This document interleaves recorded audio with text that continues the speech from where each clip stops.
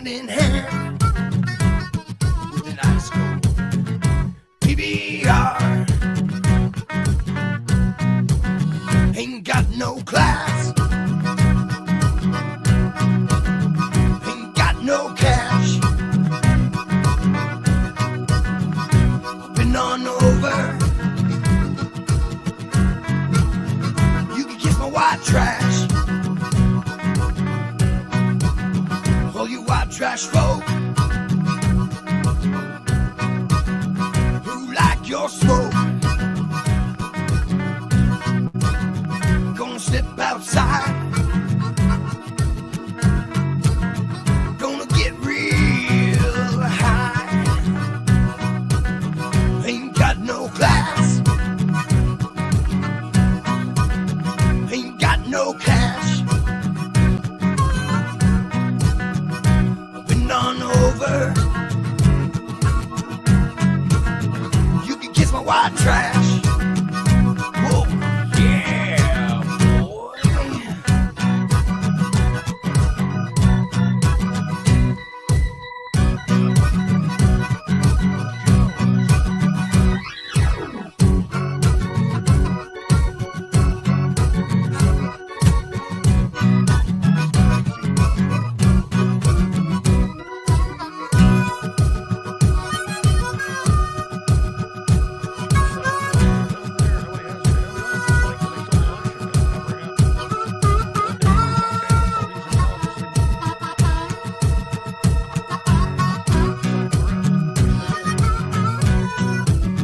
Ain't got no class, ain't got no cash. Been on over. You can kiss my white trash. Ain't got no class, ain't got no cash. And now is the point at which the facts on the ground have changed. And so either you ought to shift your opinion based on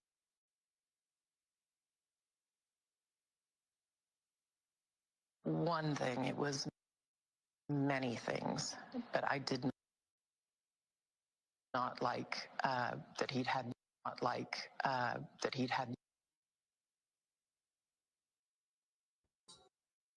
Jeffrey Epstein. No.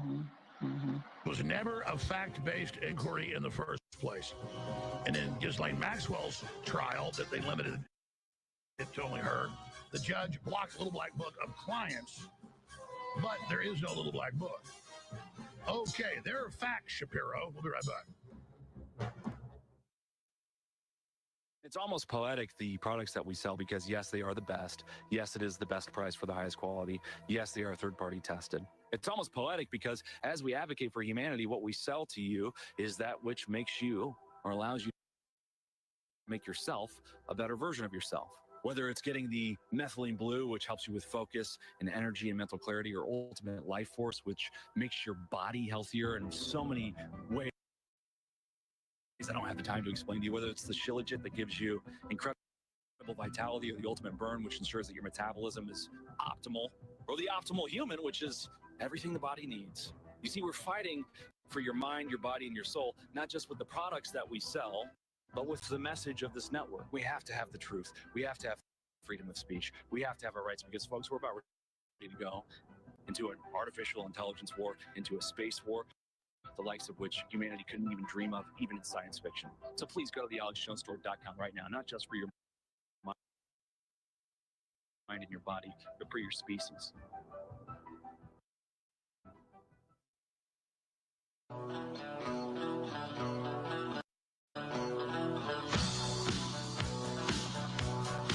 But here's Ben Shapiro saying,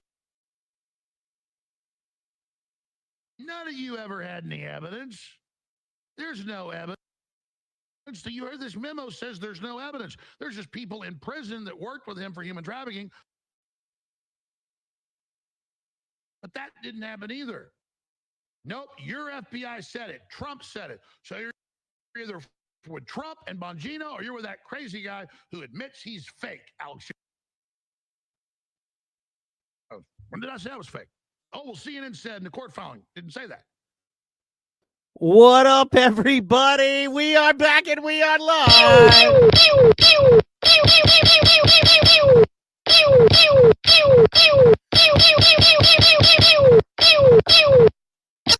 Oh, to the yeah. Vern is in the building. He's coming in just a second. I see him. Not sure if he's ready yet. Want to make sure he's ready. Ooh, I need to shave, man. These lights are hitting my. Ew, gross. I need to shave. Gross. What are you gonna do? Oh yeah, is he ready? Bam! Oh yeah.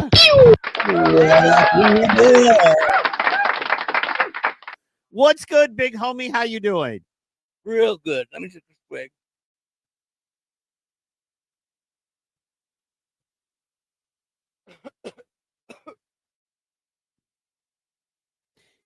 Having some I had to fun. take my medication. Word. Having some fun with I forgot the time. Alex Jones. That dude, Fun. that Alex dude's got some Jones. stuff. Huh? Alex Jones. Yeah, he got some stuff. He does have some stuff. Yes, he does. He does, in fact. There's stuff. Yes. Good way to do it, right? Correct. I love me some Alex Jones. And now that he's calming down, he went through some rough stuff.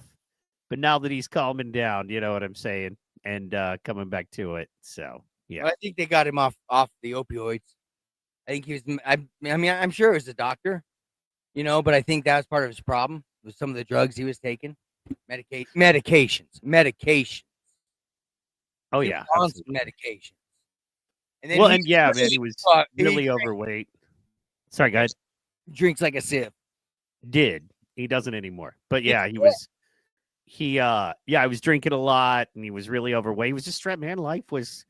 I mean, think about it. They had him. They had him. They had him. It was brutal. So Down in Texas, correct? Well, I mean, between the literal billion dollar lawsuits and for free speech, the judgments, the way they screwed him.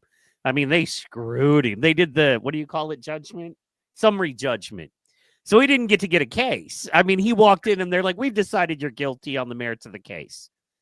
And now it's just how much we're going to give the other people. Like, he did not even get to make a case. And, then the judge, there was a certain judge that hated him that tried to sell his company. And then that judge got in trouble for being illegal. Like, the literal legal system was doing illegal shit against him. You know what I mean? So, yeah, man. But shout out to people like Joe Rogan who stood by him and stayed his friend when everybody else abandoned him. And, he did 30 years and everybody was, there are a lot of people who have careers because of Alex Jones, a lot of folks. And, a lot of stuff like that. And yeah, man, I don't know if he's, you know what I'm saying, quote unquote, compromised or whatever. I don't care at this point. First of all, he's doing some of the best work he's done in a very long time. So there's that. He's put together. He's healthier. He's lost like almost 100 pounds. No shortcuts. He's doing it. You know what I mean? He's got, this awesome trainer dude who trains with Joe Rogan, the UFC guy. Olympic? No, training the hard way, man. He's on basically meat and vegetables.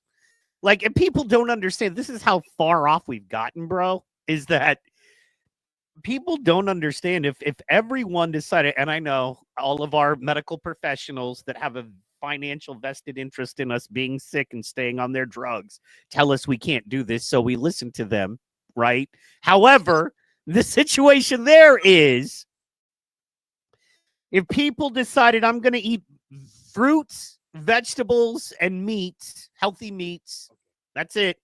I'm going to live on eggs and chicken breasts and, you know what I mean, some, maybe the cheap cuts of the cow, but they're still clean cuts of meat. You know what I mean? I'm going to live on that and, vegetables and fruits. And I'm going to walk, 2, 3, 4, 5 miles a day. you know, and then I'm gonna swim where I can swim if I have that option to me. I'm gonna swim as much as I can every day till I'm tired. You know, you would be surprised. People would. Oh, and I'm gonna drink water and I'm gonna cut the sugar out of my sodas. You know what I mean? That's people have no idea. Most of the time, sodas have more sugar than a candy bar. So realize that. That's so, what's that. Yeah. A lot of heart problems and, you know, short temper and less ability to be patient. But that's a whole nother, that's the aluminum in there, but that's a whole nother thing. But the point, and I know, 'cause I drink it too. Look, I have to know about this shit. What with all the seizures? I actually inject aluminum. I go intravenously with it with the syringe, so I'm all good with it. Well, that too. Well, and you're drinking it. Yeah. I'm drinking it, but and plastic. We drink plastic. I make sure I don't. I try to make sure I have the other stuff in there. But you know, what are you gonna do? You know, hey, you know what, Mike, here, I'll say something. When I drink water, I mean, I've got cases of water in here and a couple bought gallons of water. And oh, yo, because this is the camper studio, yo. You know, this is the mobile on wheels, white trashville, parts unknown place. So I got water, and what I do is I have a hydrogenated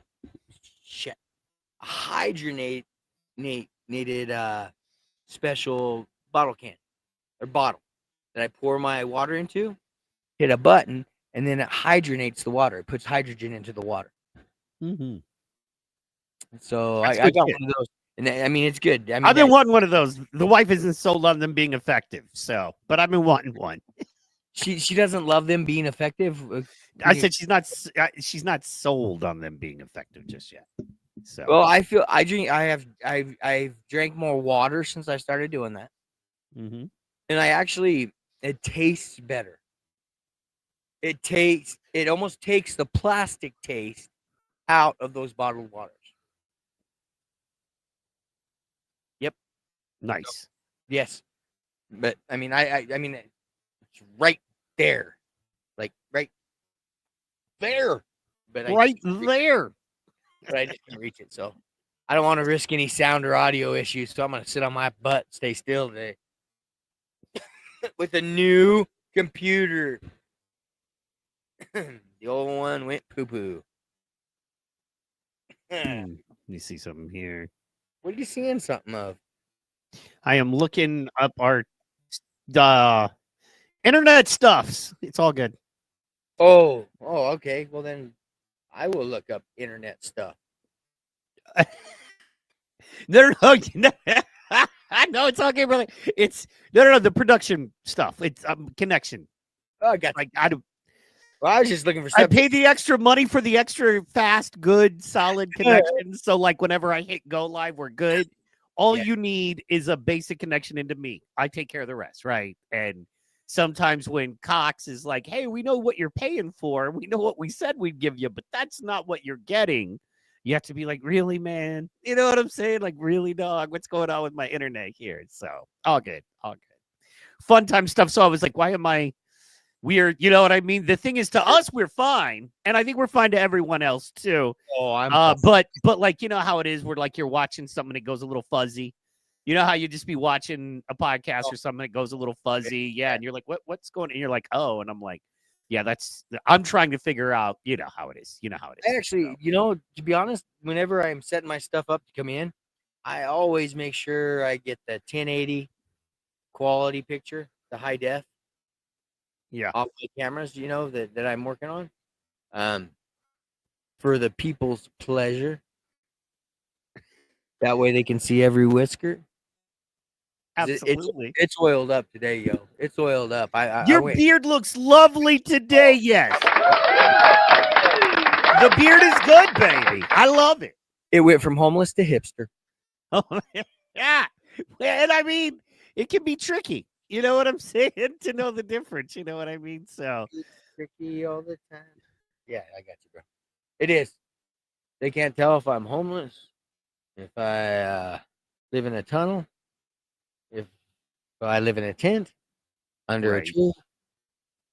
Amy is saying the benefits of changing the chemistry nutritionally are very overhyped, but if it makes you more likely to drink, go for it. I missed that part. I don't know. Let's see More here. likely to drink the water. Drink water. Network looks good. Okay, cool. All right. She's on All right, board. we're good. On board. I just ran a quick just had a quick network test run. I had to do that. All right, we're gonna go.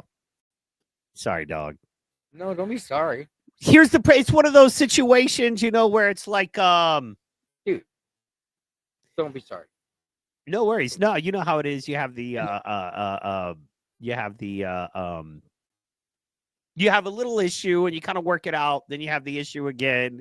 And then by the third time you're like, okay, this is an issue.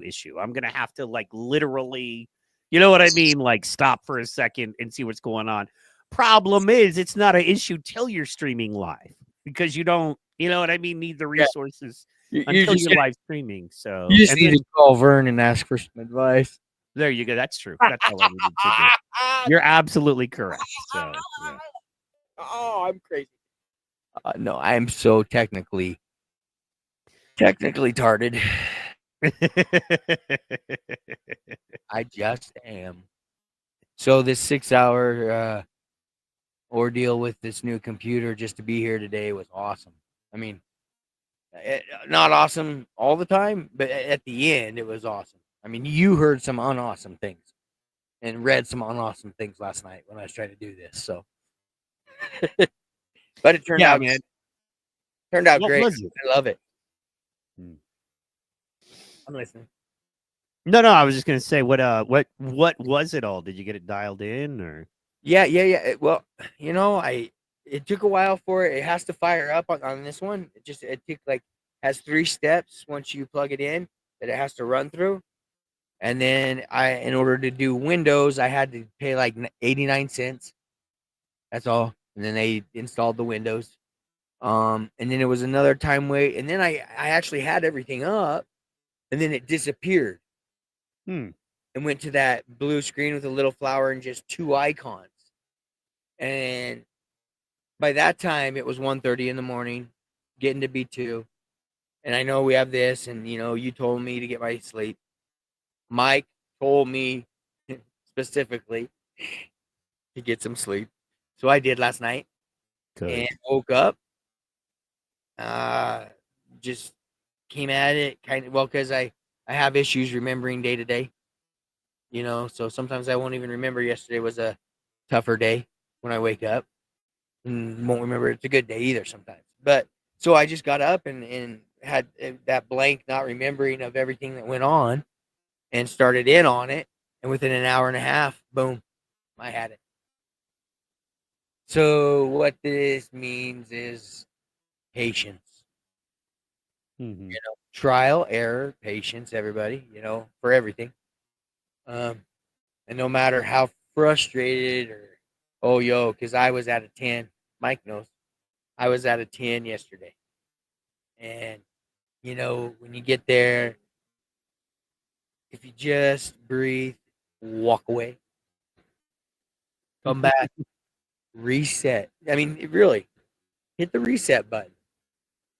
And then it was a whole new thing that I was looking at this morning. That's what made the difference. And I think it was sleep. You think it was just some rest that you needed? Yes. Yep, absolutely. So thanks, boss. Yeah, sometimes we all need a little rest, brother. You know what I'm saying? Well, sometimes we need people to recognize that in us because we don't see it ourselves. So we need other people to recognize that in tones, the way we're talking, what we're talking about. Sometimes we need somebody to say, "Yo, go to bed."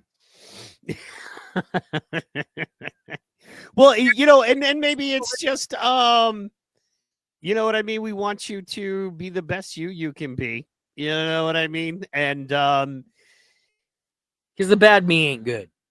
Well, it's just, why make it harder on yourself, right? That's my thing. So, yeah.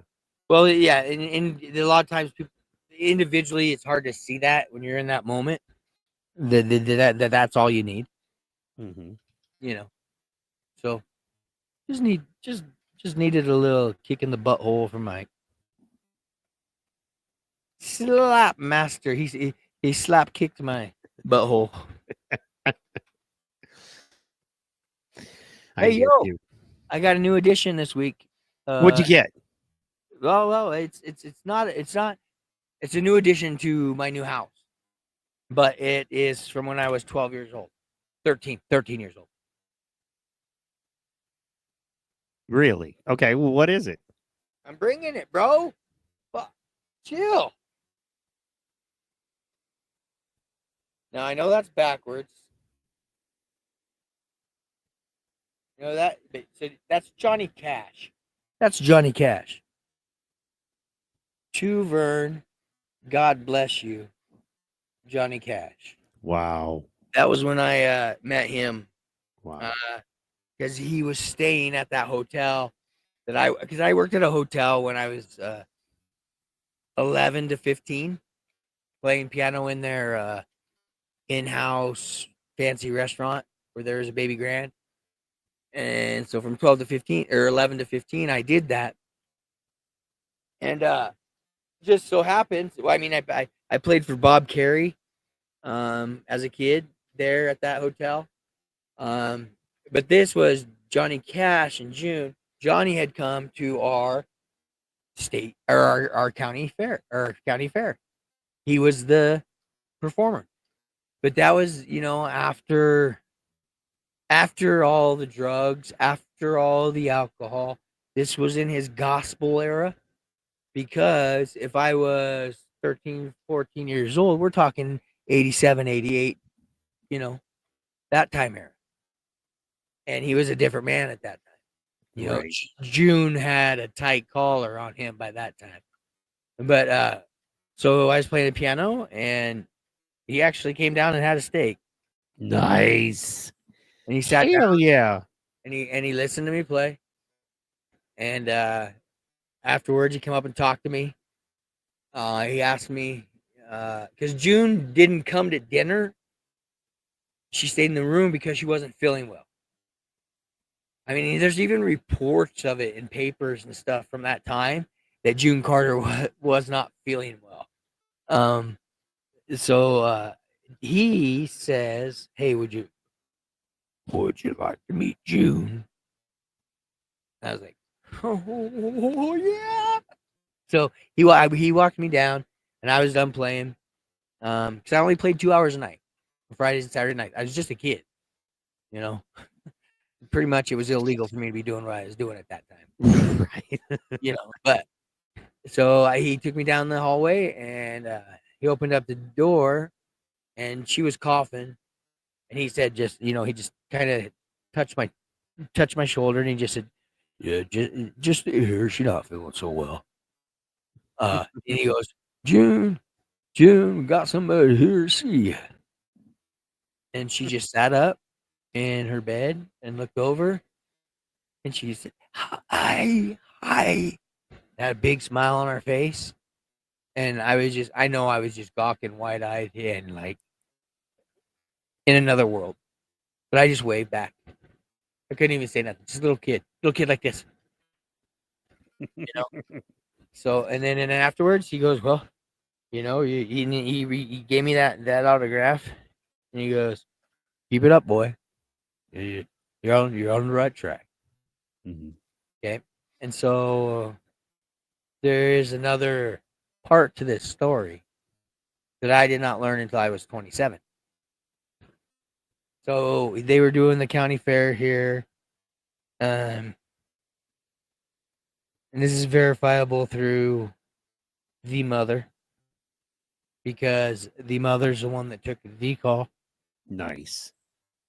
Got a call that week. I found out when I was 27, remember.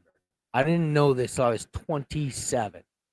So 13 years after it happened, I was told this story that Johnny Cash's agent or rep called my mom to ask if I could do a couple songs with him on stage at Cheyenne Frontier Days, because that was his next stop. After the county fair, he was heading to Cheyenne for Cheyenne Frontier Days. And as a little kid, and he knew I'd be able to swing a couple songs, he saw that would be a really cool thing. And he was trying to help my shine. At that age, he was trying to help my shine. I was told at 27 that then mom told the agent no. Then Johnny Cash got on the phone with her. Mm. And she told him no. I'd have ran away, bro. Yeah, no kidding. 13. I'd have ran away and got on that bus, and whatever happened, happened. So, age 13, 14, I had a gigantic opportunity in life. And the mother shit on it. Hmm. But I still take it as a positive. You know, I had that experience. See, that's when that a lot of time. That's about the time I started learning to appreciate my experiences. Because a lot of times in your experiences in life, folks, other people jump in, get in the middle of, try to act like they're in charge of. Well, granted, she was my mom at that time, but they do this. People do that whenever they see somebody else. A lot of times, moving forward, maybe getting a chance, maybe getting lifted up. There are a lot of people that want to get on that train or block that train. Unfortunately, you know this, Mike.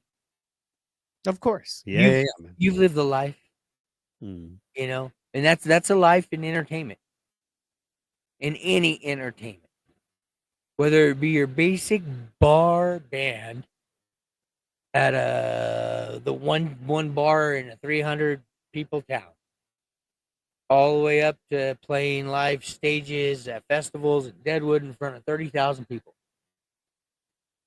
You know, I mean, it's pretty much all the way across that line, bro, and then even higher. You know, you get higher up, as we've learned, then you got a pickle puff. I'll stay at this lower level and be happy. I'll stay a nobody and be happy before I'll ever do anything that compromises my morals, my ethics, my personal beliefs, just to move ahead. You do not compromise those things ever. In my mind. Right. You go. Chew me out.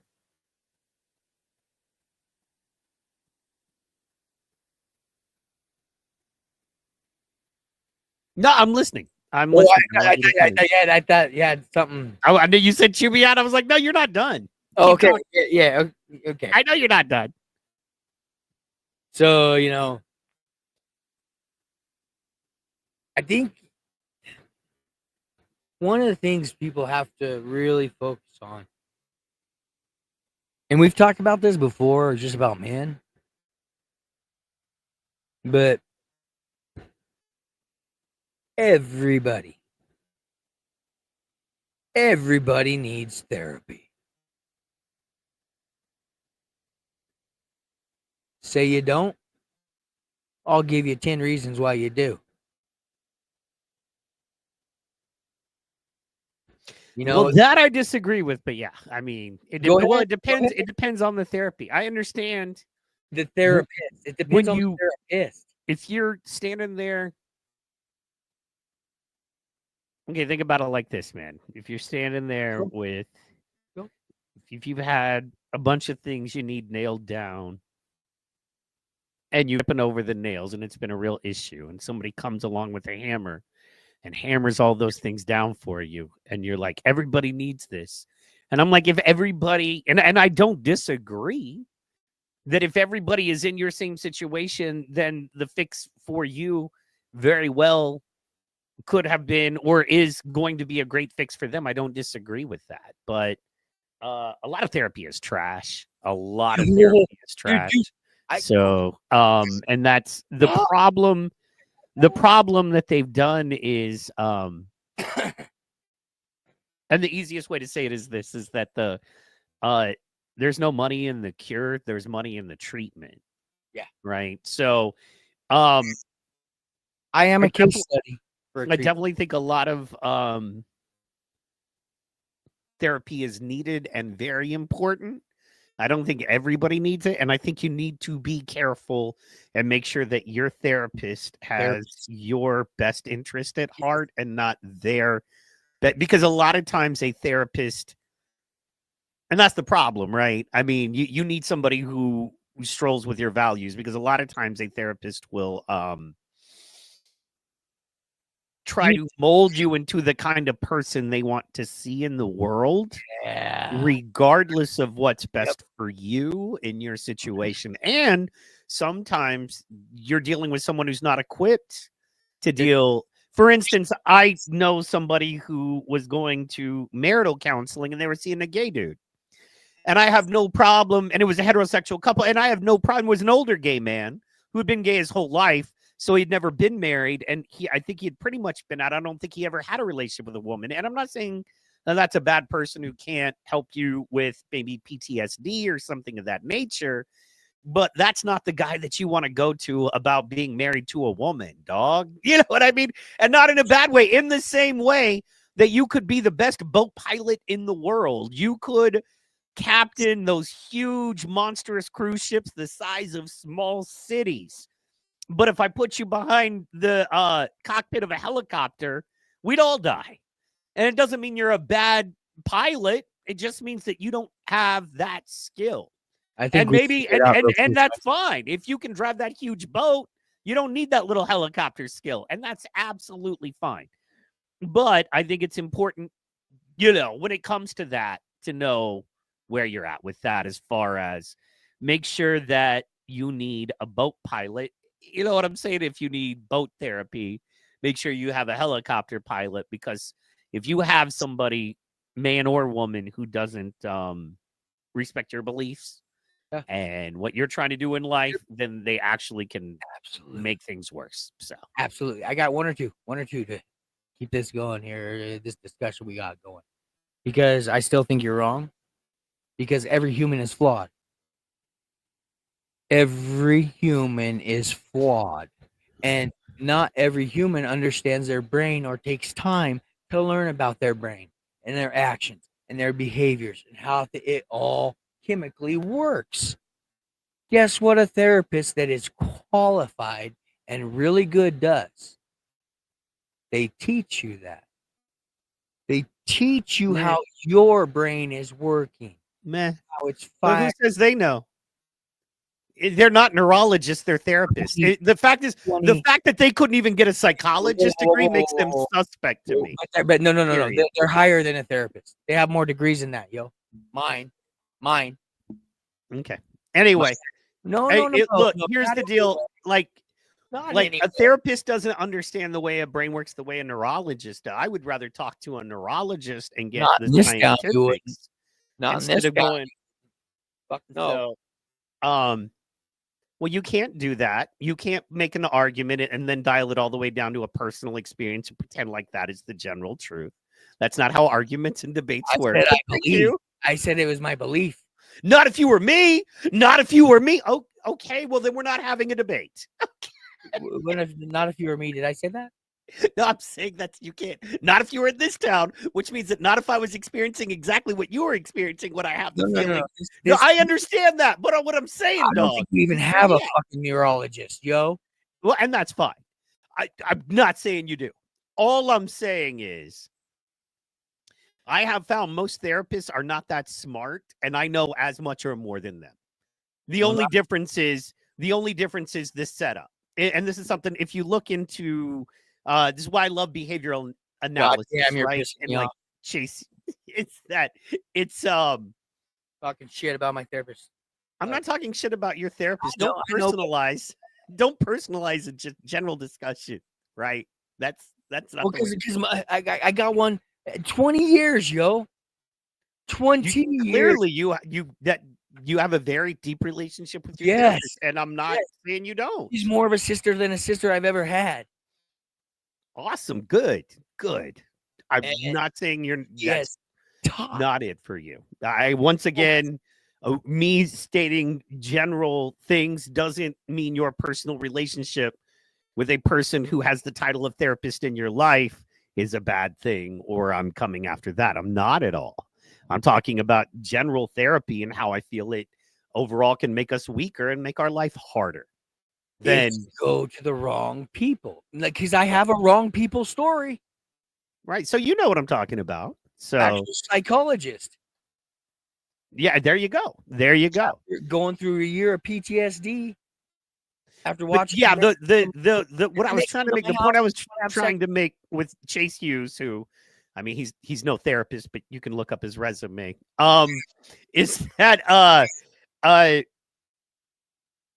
so much of our lives, and you know, this is something that it blows people away when I show them. So much of life is implied authority. That's why cops wear uniforms. You know what I mean? That's why, you know, doctors wear white coats. It has been proven, it has been tested and proven that if somebody has a clipboard and a white coat, especially if they're wearing like prescription glasses, automatically in your mind, you are 2 to 3 times more likely to listen to their advice. It could be a straight actor off of the street, but if they're wearing a white coat, glasses, and have a clipboard, the average human just off the street, American, is 2 to 3 times more likely to listen to them because they are framed in authority, right? We see them. Just like if a man walks up to you in a full-on cop outfit, you know what I mean? It could be a fake gun, but it looks like a real gun and a badge, and you perceive him to be local authority, law enforcement, you're more likely to listen to him than if just a guy in a t-shirt and shorts comes up to you. That's on purpose. That is our society, of course. That's society, and that's a general state. Yeah. So, and that's what I'm saying is that so we give a lot of authority to people who maybe don't deserve it or haven't earned it. You know what I mean? On that level. And I don't do that. I don't give that respect to anybody. It's earned. Sure. I give people respect. I treat people kindly. I be honest. I tell the truth. And then you get the chance to do the same with me. And then you earn my respect. Oh, by the way, shout out to our chat. We got Amy in the chat. We got Center Cut Media in the chat.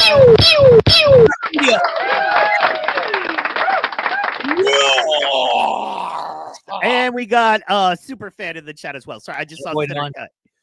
He says, I heard Mike wears prescription shirts. How the fuck do they know how your brain works? Calder Reese says, I don't need, my therapy is weed, but I definitely don't need therapy. Does that mean you don't need weed? Or does that mean? But that's, dude, that all this, that is what the stigma is. If this was a microphone. Yeah. That's the stigma, yo. Coming in with all the testosterone, coming in with I don't need. Coming in aggressively, showing they don't need it. Calder East, I'm calling you out. And some don't. You know what I mean? But I have good, solid The lives. problem is this, is you take anyone who's been therapized for a long time and you tell them that they have the power and ability through discipline and hard work to fix their own problems, and they get legitimately visually, not everyone, but a lot of folks get visually angry at you. And they're like, how dare you tell me I, within my own power and ability, am responsible for my problems and the cause of and solution to all of my problems. Now, I'm not saying no one ever needs therapy. I'm saying if somebody who's spent a long time in therapy, a lot of times they're convinced and they have all the reasons that they don't have to fix the problem, or they can't fix the problem. And one of my favorite sayings, and it's a Buddhist saying, is that it's a Buddhist saying that if you argue your limitations, sure enough, they're yours. You know what I mean? And I agree with that. So I mentioned a limitation to it. No, not you. I'm not saying you. We're having a conversation. I'm relating this. I'm relating. Stop feeling attacked and allow things to exist, and then respond to them. I'm trying to. You don't have to defend. Yes, I do, because I love her.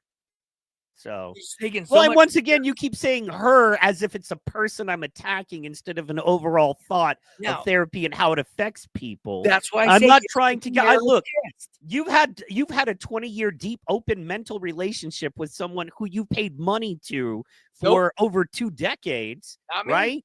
Not me. So it's not a therapist; it's a friend. No. I've always been full covered. Okay. So money has been paid to them in your name. Is that correct or incorrect? Not, but I have given not a money dime. has been paid to them in your name, correct or incorrect? You're fine. But no, and that was a voluntary thing on your purpose, and you could have said no. Keep going through this law stuff that goes through a straight line. When I'm telling you, ain't no penny came out of my pocket ever to get the help I've gotten from her. Okay, well, I'm not saying that that's not the point. You brought up money. It is the point. Was the woman paid in your name? If you're bragging about spending somebody else's money for your therapeutic services, I'm not bragging. Okay, I'm telling you. I'm not trying. I'm asking a simple question, and I feel like you're trying to mislead me on. You asked me a question. I told you the fact.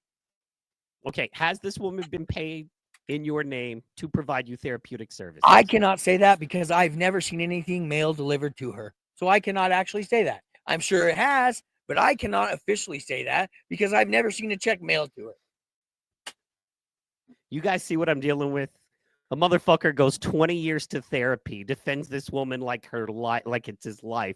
I point out this woman is doing a job, and I can't say that. I'm sure it has, but instead of going, yes, in my name, money has been paid to this person to provide these services. A very simple thing. But that's the thing. Once you get somebody nailed on basic truth, they have to run all over the place on everything. Money. No, I'm not talking about your money. I asked a simple question. Let's go back. Let's go back. I'll wait till my question is answered. The very first one was your money. Your money. You didn't say, has this woman been paid in the name of you, until you already had said your money. So your makes it a direct comment at me and my situation. Sorry, dude. Not all of us live lives where we have access to a lot of other people's money that they will spend for our mental health. Not them. Some of us have to pay our own way. My bad. Some of it's insurance, yo. I know. Some of us have to pay that, though, and we have to be aware of where our insurance money goes because there's only so much of it because we're paying for our own insurance, and they're going to tell us you only have this much coverage left unless you want to give us more money to provide more services. And so remember, your life is not everyone's life. I lived. You know what I'm saying? And when we get into stuff like you having your health care covered, that's not everyone. In fact, that's the minority of folks about to get cut. So, no, I'm about to use it. So, Senator Cut Me. By the way, Calderis is talking to you, baby. Come on, Mike. He's saying, I love it. Call me. Sorry, go ahead. I said, get me, Mike. Get me.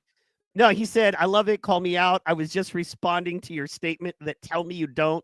As for me, I don't have issues that I need a third party experience to help solve. And then Amy says, I would not be here without therapy.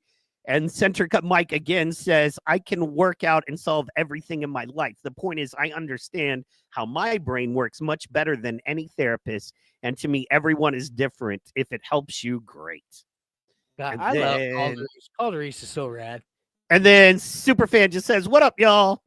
And Johnny Manga joined and said, what up, y'all? So, yeah. We getting some what up, y'alls in the chat because we're getting deep. We're getting heavy. Hey, we're bringing some heat. Anyway, the thing is this, man. Look, at each other. You're mad. Look, man, I got you, and you're mad, and it's okay, bro. I'm not like mad. You're not used to deal. Look, man, you're not used to dealing with people on my level, and that's all right. Very few people stop are. that shit. You stop that shit. There's not a lot of people on my level you deal with. Calderise, I'll bring Calderise to you. He's on my level. Okay. You're talking level of internet? Are you talking level? I'm talking level of brain level power. of life have I been on? You What yes, level you of got life Johnny Cash's autograph. Oh, awesome. fuck off. Don't be so easy, dog. You're making it too easy.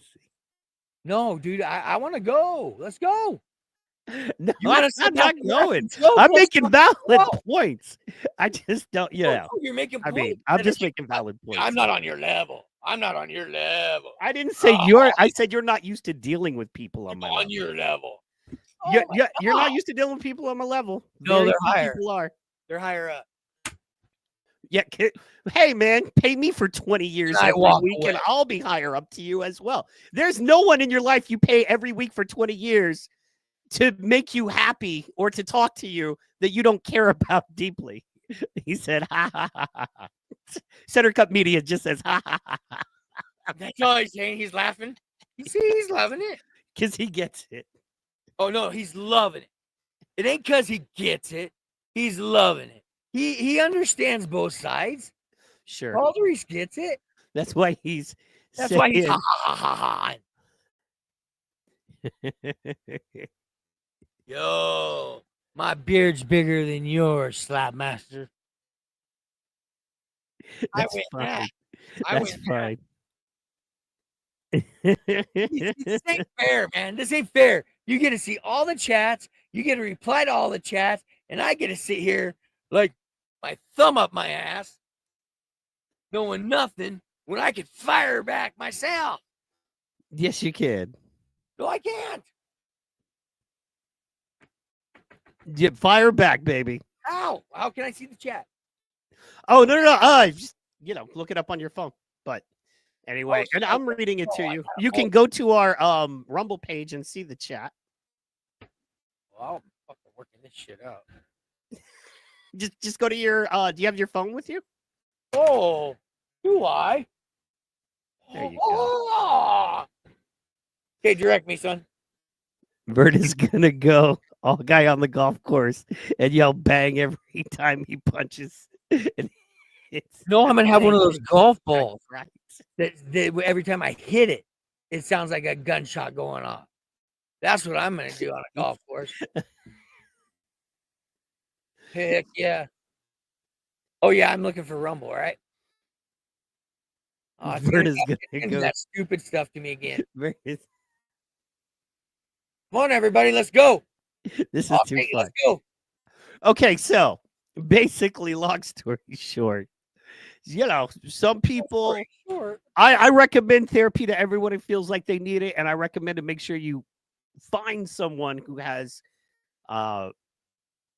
it's a similar mindset. You know what I mean? Has the same kind of values, Mental health. understands your goals and dreams, and wants you to achieve those. And she does. And she believes in timelines and Of frequencies. course, she does, dude. She's perfect. She's all you ever need. She actually is. Absolutely. You guys laugh all you want. I'm not laughing. Laugh, fucker, laugh. Laugh, fucker, laugh. And that's, once again, I keep saying I'm not talking specifically about any person, especially a person I've never met. And then you go, well, I'm choosing to take it personal and offensive. And I have a person in my head. You're like, well, you understand the guy you're talking to that's making general points about therapy has no human in their head and is not taking personal offense. He's making a general point on a general podcast for public people, not having a private conversation in your trailer with you about your personal therapist, but overall therapy as a whole and how it works. And you're like, yes, but I still get to be offended and think of a human. I'm like, okay, dog. Yeah, I do. Okay. But that's like, you know what I'm saying? Well, she even knows there's shitty ones out there. She talks about the shitty ones too. So I she like knows that, there's shitty ones.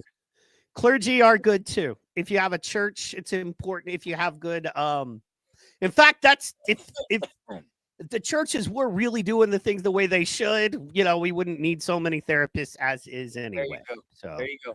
I absolutely agree with Shit, that. churches cost for therapists. Sorry. Some don't do, some don't. There's three really big ones. Three really big ones, though. Three real big ones, including mine, yo. Not mine now, but mine growing up. You know, I mean, but they caused for hell, man. That's probably some of the reason I am. Jesus, it is some of the reason I'm in therapy.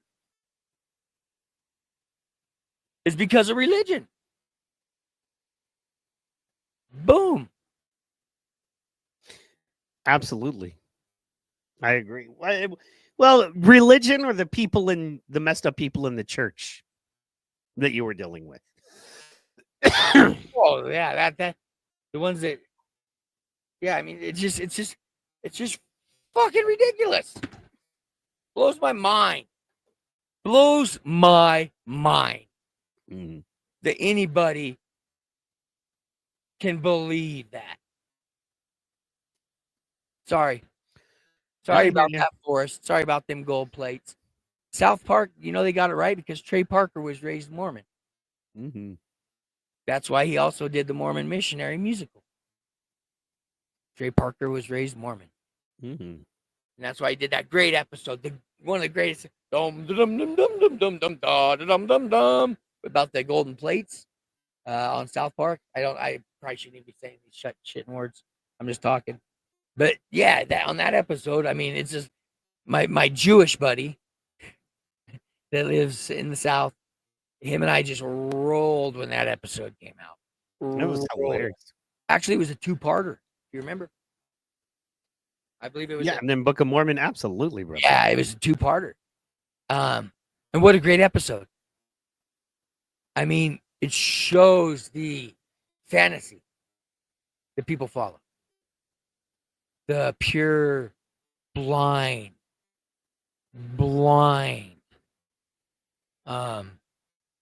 What's that called? When you just give all yourself to somebody, loyalty, blind loyalty. Just everything. Give everything. Shh. They even sold Amway for a while here in this house. Hey, nothing wrong with Amway. I like that. I love all of those things. I wish we still did more of that stuff. It was major media that killed that stuff. But I have nothing against anybody trying to sell a little products. You know what I'm saying? For a little cheaper than you get them at the store and make a little money. In fact, I encourage more people to do stuff like that. Church push thing. This was church push. Cool. Just like all the food in the basement, yo. Cool. Hey, cool. Yeah, oh yeah. I know a lot of people go without food. These people got 2-3 years stocked up in their basement. I mean, we talk about billionaires having too much money. I don't. A lot of people have too much. I think that's one of the most ignorant things. I really hate that. I understand it's a very popular Marxist internet thing out there, which is I'll decide however much other people should have, even though I can't fucking maintain what I have.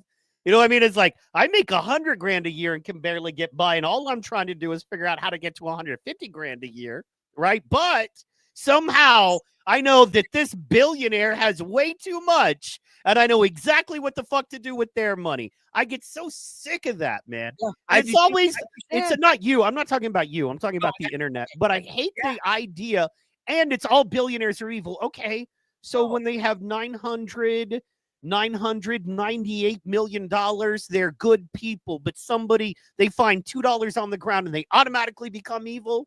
Is that how it works? Because the thing is, I know people that are close to $1 billion that did not start out that way. I got a friend right now. Well, I know one. I know a couple people. I definitely know people that are millionaires now that were not. Yeah. Which, by the way, you'd be surprised at how little $1 million is. People think, oh, if I got $1 million, I could live for it. No, you cannot live. No. First of all, you get a lump sum $1 million. You understand you're bringing home, if you're lucky and you have a good accountant who knows what the fuck they're doing and can actually help you, and you're smart, you're lucky if you bring home $650 out of $1 million. Okay. Yep. So right off the bat, and you can go $650,000. That's still a lot. Okay, that's fair.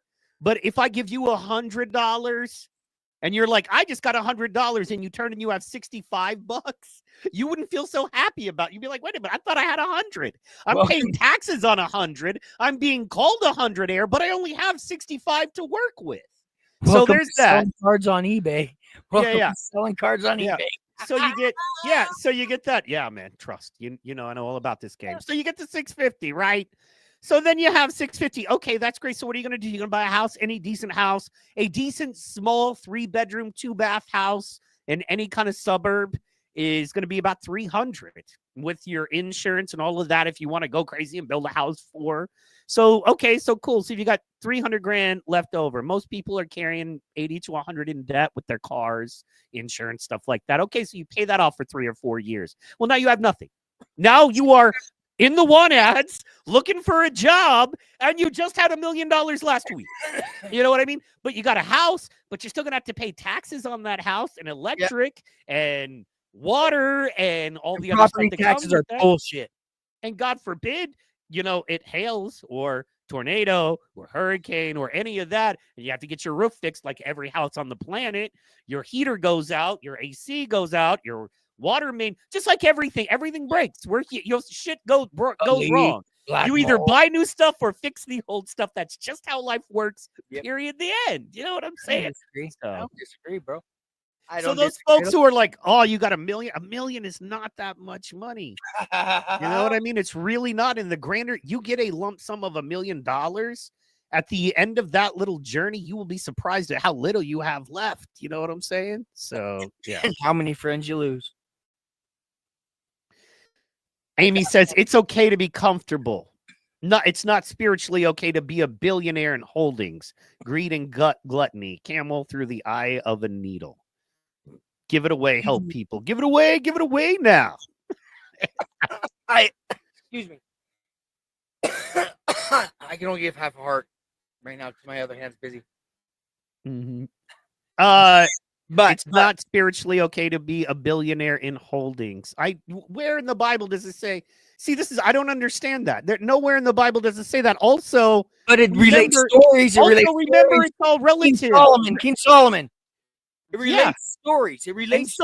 David was rich. Saul was rich. God the Father is rich. What ended up happening to David?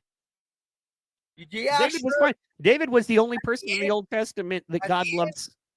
David was the only person in the Old Testament that God loved so much that what? What was the only person in the Old Testament? What did God do for David? Because he loved him so much. He was the only person before Jesus who got this. That trip, that journey right up to heaven. What? The Holy Spirit came down, wrapped around him. It wraps around all of us. And stayed around him for all the days of his life. He was the only person. He was the only person in the Old Testament that happened to, or that the Holy Spirit could do that with, because of the favor God found with him. And we needed Jesus to come down and die for us to get that. As far as translations correctly. Okay. Anyway, I'm always going to throw that in scripture. No, this is basic. 5,000 years of story, then related to another guy, related to another guy. We all know they were smoking opium, related to another guy, related to another guy. And who knows? We better pay some random woman who has a therapist degree to really tell us the truth. There's no way we could figure it out without that woman. Why am I on the show then? That's not what I'm supposed to bring. If that's not what I'm supposed to bring, why the fuck am I here? I don't know. Why are you here, dog? I thought we were here to have conversations. You're more like, I'm picking things that will offend me and putting them, you're basically going, here's my toes, don't step on them. And I'm like, well, I'm gonna step on them. You're saying comments though, and talking about things that I do have very close, very fucking close personal attachments to. Me too. Okay, first of all, I've spent 30 years learning the Bible. I've spent 30 years studying the Bible, not being paid by a therapist to tell me it's okay that people were mean to me and I'm hurt. I took upon myself to open books, travel the world, literally travel the world, talk to people all over the world, from professors to pastors to evangelists to missionaries to Satanists to occultists to Buddhists, you name it, to understand spirituality and the Bible specifically. You know how So when I say to you, David was the only one in the Bible that the Holy Spirit came and wrapped, you're like, because of interpretation. I'm like, no, this is accepted amongst all Jews. This is accepted amongst all Muslims. This is accepted amongst all Christians. This is a very basic thing that is accepted. And that is why he was able to have the knowledge he is. Fine. And and that's a thing. And I'm like, okay. And I back off your stuff. And I'm like, all right, dog, that's fine.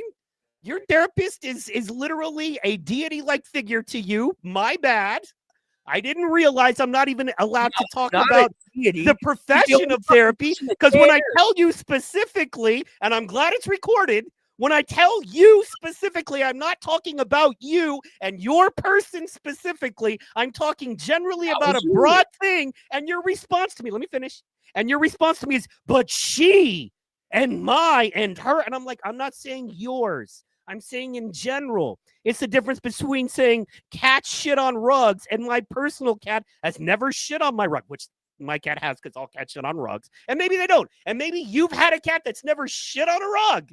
But when I talk in general about cats shitting on rugs, I'm not attacking your cat and your relationship with your cat and your rug and your home. Dude, to make it personal like that is not only not being fair to me and the show, but it's you looking for a way to be offended instead of allowing us to talk about something, which is the whole reason you are on this show. And I wanted to do a show with you is because you're not a bitch. And you're the kind of human being that you can separate personal from general. And we can talk about something like Trump fucking up with Epstein or the general idea of therapy without taking it personal and allowing a person to have a point of view and opinion that we may agree with on a general but disagree with on a personal, or we disagree with on a general and a personal. But we don't attack the person for having their own point of view. And if they specifically more than once tell us over and over again, I am not talking about your therapist and you. I am talking generally about therapy, and my whole thing is make sure if you do have a therapist, it's best interest at heart. You yourself agreed your own therapist talks about shitty therapists, and bad therapy hurt you. I absolutely agree with all of that. That's all I was saying, right? But I don't even get to talk about the whole idea and profession of therapy and how it's a mind fuck for a lot of people and actually hurts a lot of people with you because you're too sensitive about that and want to be offended. And that's fine. If you want to be offended, you get to be offended. No one can stop you. You can go outside and decide the sun is trying to fuck you over and you're pissed at the sun. That's your call, bro. But I don't think the sun really cares all that much. It's just doing its thing, and you can enjoy it or not, right? The overall idea and overarching idea of therapy doesn't really care about me or you all that much at all. It's just doing its thing. I just wanted us to have a conversation about it that had nothing to do with you and your therapist personally, but the overall idea of therapy and the good or bad or both that it does in society and structure. That's all. But if you're going to be mad about that, fine. But I will tell you specifically when it comes to the Bible, David was the only man in the Bible who specifically the Holy Spirit came and wrapped around. David was the one in the Bible, and his name was changed to David because it was the one God loved. God had a favorite, honestly, and it was David over Saul or Solomon. This is pretty basic in Kings, right? First and Second Kings. I mean, so rich. I'm just saying, yes, people were rich back then, but money doesn't money doesn't determine whether you're a good or bad person. I'm not talking about whether they were rich or not, right? Because then Paul was poor, right? And Peter was poor. Yeah. We can talk about that part. David was not rich at first. He was a shepherd boy who became a king. Oh, so he was poor at first, right? Wasn't he adopted? Or David? David. Yes, no, he was a shepherd, remember? and he fought Goliath. And then after he fought Yeah, I Goliath, know they he took fought him to Goliath, the but palace I'm saying when he was a before young that, teenager. he was born though. Wasn't he an orphan and then brought in to a family of wealth? David. David, I'm just asking. No, he grew up a shepherd. You're right. You're right. Okay. He grew up a shepherd. He fought Goliath. I mean, he had a hell of a shot. That's a hell of a shot. You know, Yeah, true, but then I'm like, also against, fair. against a big old giant. But let me challenge that one, right? And I want if that's only fair. Hell of a I shot. will say this. Okay, so he was supposed to be Goliath was huge, right? Mhm. So if he was a giant, he had a huge head. So hitting him Easy in the target. head, was that really, you know what I'm saying? Just saying. It's It's like when it's the size of sheetrock 4x8, his forehead, because he's a giant. You're absolutely you know right. those huge birthday balloons, those extra triple, quadruple size birthday balloons. You get like one and a bunch of small balloons around it. If his head was that giant birthday balloon, and everybody's like, "Oh, what a shot!" Are you sure though? I mean, if he's the tallest motherfucker out there, and there's this giant balloon head, it's really you got and if it's what you do all day every day is practice with that slingshot, you know. Dude, Once again, taking nothing away from David, but let's not lose our minds here. Like, you know, I mean, you're right. You know what? That's a great point that I have never thought of. That is absolutely a rad angle and truth, in fact, that I've never even really compared to. You know, even though they had that huge army. And then I don't know why that whole army chicken shitted out just because of one guy getting a rocket put in his melon. You know? supposedly they had an army of giants, which I could see would be scary. However, yes, yeah. So, but yeah, I mean, where was the fight? I want to hear about the fight because that had to be a hell of a fight. I personally think fight wise, I get it right in that, you know, being a fight fan. Yeah. So I get the idea of we are the bad mofos, and then your smallest, tiniest dude comes out and takes out our biggest dude. Oh shit. You know what I'm saying? Blackburn versus Diaz. Exactly. We got to get that going, dude. We got to get a petition. I got to get a whole thing. I'm making a whole thing. We're going to get that going, dude. We're going to get that going because it's too fun. It's too fun. It is great. It's an absolute winner on every single side for everybody that's able to be involved. I mean, that's a huge payday. You know that, and also, if he takes a Stockton slap and knocks him out, that would put Power Slap on the map for good. I agree. Take a chance, yo. Listen to me. Somebody thinks I'm stupid and other things, but Who thinks you're stupid? I think this is a winner. This is a winner. Who thinks you're stupid? Great idea. Tell him to call me. Who thinks you're stupid? You gotta call it yourself, bro. I never said you were stupid. I'll give you the shaka. I never said you were stupid. I know. Don't say I think that. Ask me. Hey, Ask. you think I'm stupid? I don't. I do Okay. not. All right, right on, bro. I appreciate that. Oh, 60974321. Just kidding. That's stupid. That dude's stupid. I don't. That would be a good slap fight. Me and him. That Unk 307 guy or whatever. Oh, on 3 Oh, okay. Yeah. How about that for a slap fight, yo? I don't want you in no slap fights, dog. Dude. I think Don, I want to get Superfan. I Yes, think we got to Don. talk about who Superfan. I would like to see Superfan and Here. DeFrank, King DeFrank. Although I don't know Close. their They're too size. close. I think they're too Frank close. 6 foot. Yeah, but I think they're too close relationship wise. We got to find Relationship? somebody that's distant. We got to bring in a wrestler. Somebody that he don't know, that he might not ever heard of. Doing too much, man. What? Doing too much. He's friends with everybody, man. Come on, give me a fucking break. He is. He ain't gonna fight nobody that's his friend. He ain't. Yes, he would. Yes, he would. Yes, he would. Stop it. Nope. Stop it. I just think he's that integral. You're combative today, and No, that's fine, dude. No, and that's fine. But okay, yeah, that's cool. Hey, man, this is your buddy who really needs a slap fight for money and his contract and fame and to follow his dream, and then this is your dream and your buddy. He just left. Did you leave?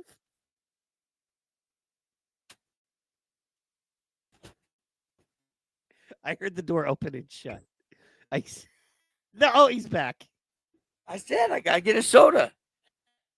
I think it's funny. You talk First about. of all, DeFrank. Shut up. Look. First of all, I think it's all funny. you've been doing is talking. Dude, I think it's funny that you talk about nobody letting you talk and getting your point across. When I say 2 words and I can't even finish.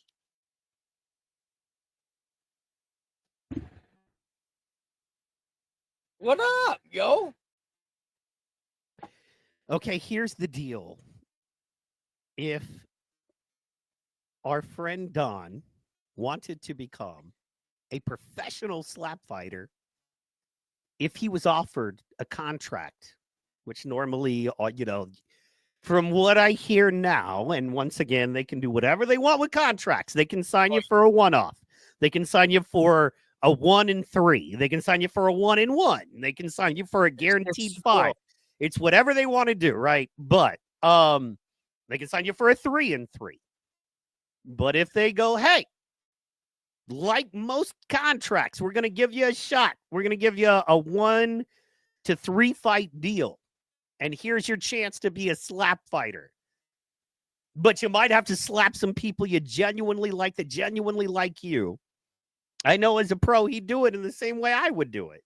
Okay, in the same way that all MMA fighters, wrestlers, boxers, and slap fighters like your Seekman and your Pono, who are good friends, or Anthony. And I mean, look, that's the thing about it. You're going to end up fighting your friends because, one, it's just too small of a pool of actually talented. Now, there's a lot of guys, but for the guys that are talented enough, like anything, whether it be MMA, whether it be boxing, there is only so many guys on the planet that are good enough. And it's literally, if you're doing it right, you're going to get to the top 10, 20 guys on the planet that are available that you can get to on any level, whether they be in Dagestan, China, Florida, you're going to get to them. You know what I mean? And I will say Danny does a great job of that. Dagestan's awesome.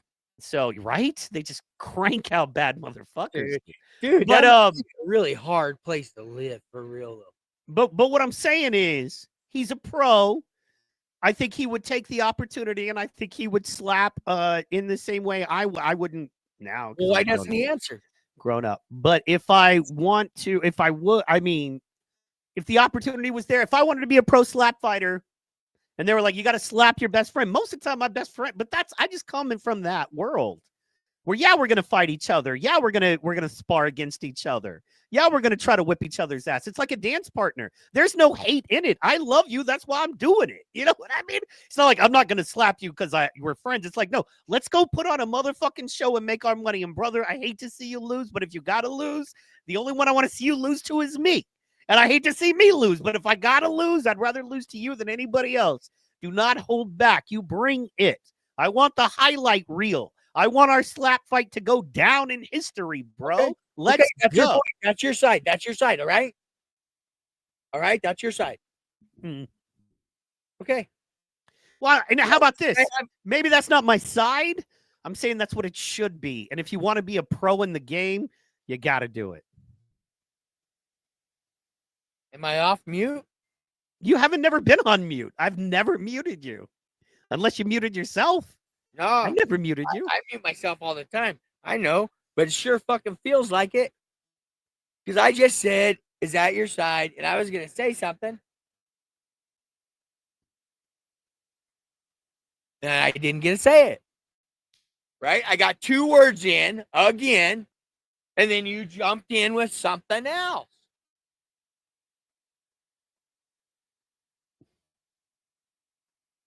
All right. Go ahead. I'm waiting.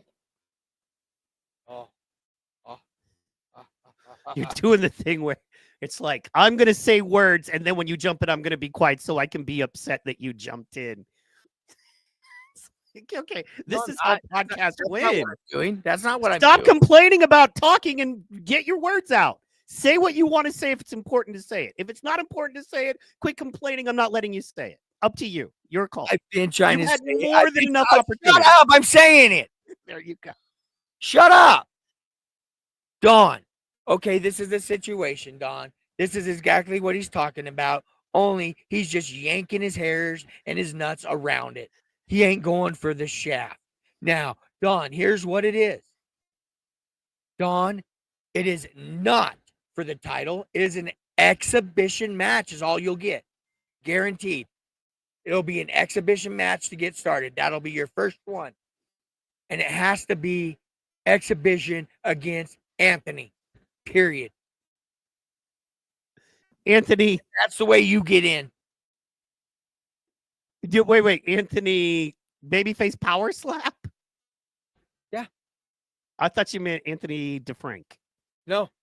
I can see DeFrank. Actually, him and you DeFrank, I think, would be a great match because they're I built. am telling you, everything that you're saying about being fighting your friends, all this, that. Yeah, but you're not giving us a lot to work with today, bro. No. I'm going to take somebody who's never done power slap and say they have to fight their most popular champion, best power slap fighter there is to even get a chance in the game. It's like, why would you do that? Hey, Don, would you fight Don? Would you fight Anthony just to get into power slap? Well, Anthony wouldn't fight Don to do that. I would highly recommend that not happen. And power slap is at least better with their fighter management than that they would put a guy who's never done a professional power slap fight up against their multi-time defending champ. You're not listening to anything I'm saying. You're making points.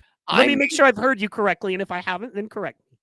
Oh, no. Go. You got to go back to everything you said before. You don't get to just start at what I say in a response to everything that you have said. I do appreciate the fact people like, he's not working with you much today. No, you are not. But it's all right. Once again, as with all communication, I'm going to see if I understood what you said correctly. So I'm responding correctly because you're telling me I'm responding incorrectly. So I'm going to make sure I understood what you said correctly. And that is, you are asking Don. I'm not. Yeah, to answer. I want him to answer. Right.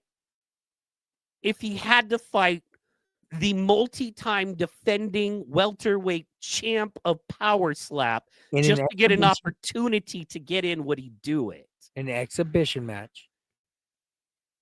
No, he's in power slap. He gets into power slap. But his first match in power slap is an exhibition. Why? Because there's exhibition matches. No, I know. Why are you making these things up? Like, what's the motivation? Because you're starting at the very bottom to get in to go up. Right. And you're saying that he will sacrifice anything to do that. No, and I didn't say he.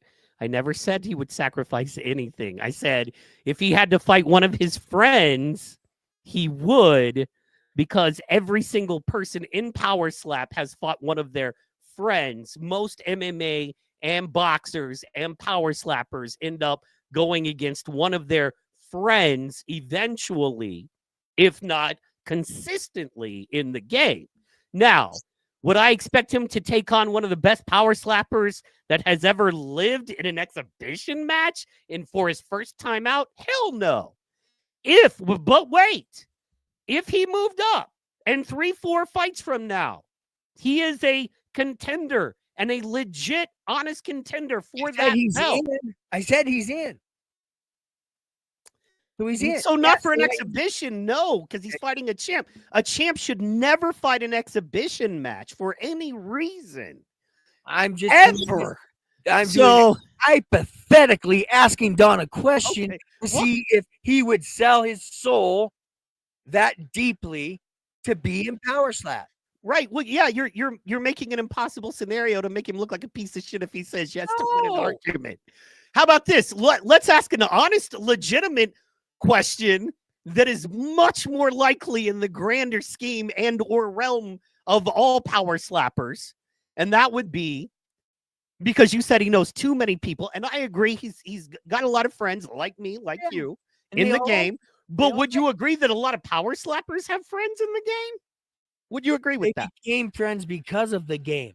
Okay, yeah, but okay, fair. Like most people who are fans of Power Slap, like Don, who was a super fan of It's Power so Slap. So cool. before Power Slap, he didn't know the Power Slappers because Power Slap didn't exist. Same thing with me. All the friends I have in the sport, I have in the sport after it came to be, because I didn't know them beforehand. So yes, most guys in Power Slap who filled out an application and got to go to the house or just showed up and got tryouts and got on for a match didn't know their friends that are in Power Slap now before that. I agree with you.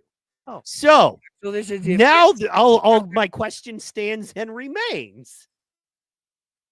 And that is that, would most power slappers go into a fight against a friend if it was an opportunity for their career? And would their friend understand that and want to do that as well? Yes.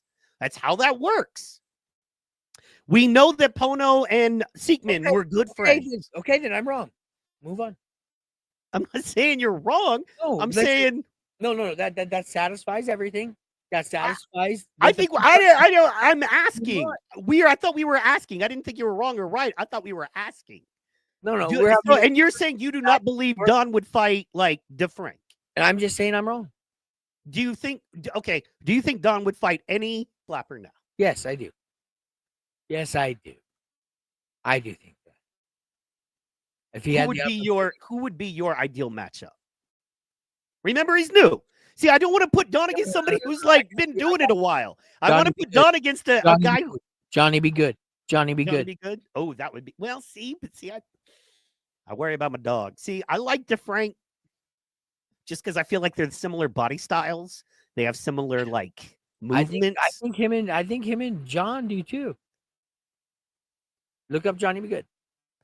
Yeah, He's old school. Yeah. And He he's doesn't have a contract anymore. He doesn't. oh, So, he doesn't? no, he doesn't. So I mean, it has to be somebody on the roster, like you said. But you know what? No, I have somebody on the roster. I would love to see him fight somebody. Versus, I would just like to see him get an opportunity. I actually like to see him get an opportunity, no matter what it was, in the company, whether it was slapping, whether it was being a part of the office, whether it was being a part of their social media, whether it was being a part of their promotions. I would love to see Don get an opportunity to work for Power Slap. Good stuff. Period. I don't need to see him slap nobody to work for him. You don't have to slap nobody to work for Power Slap.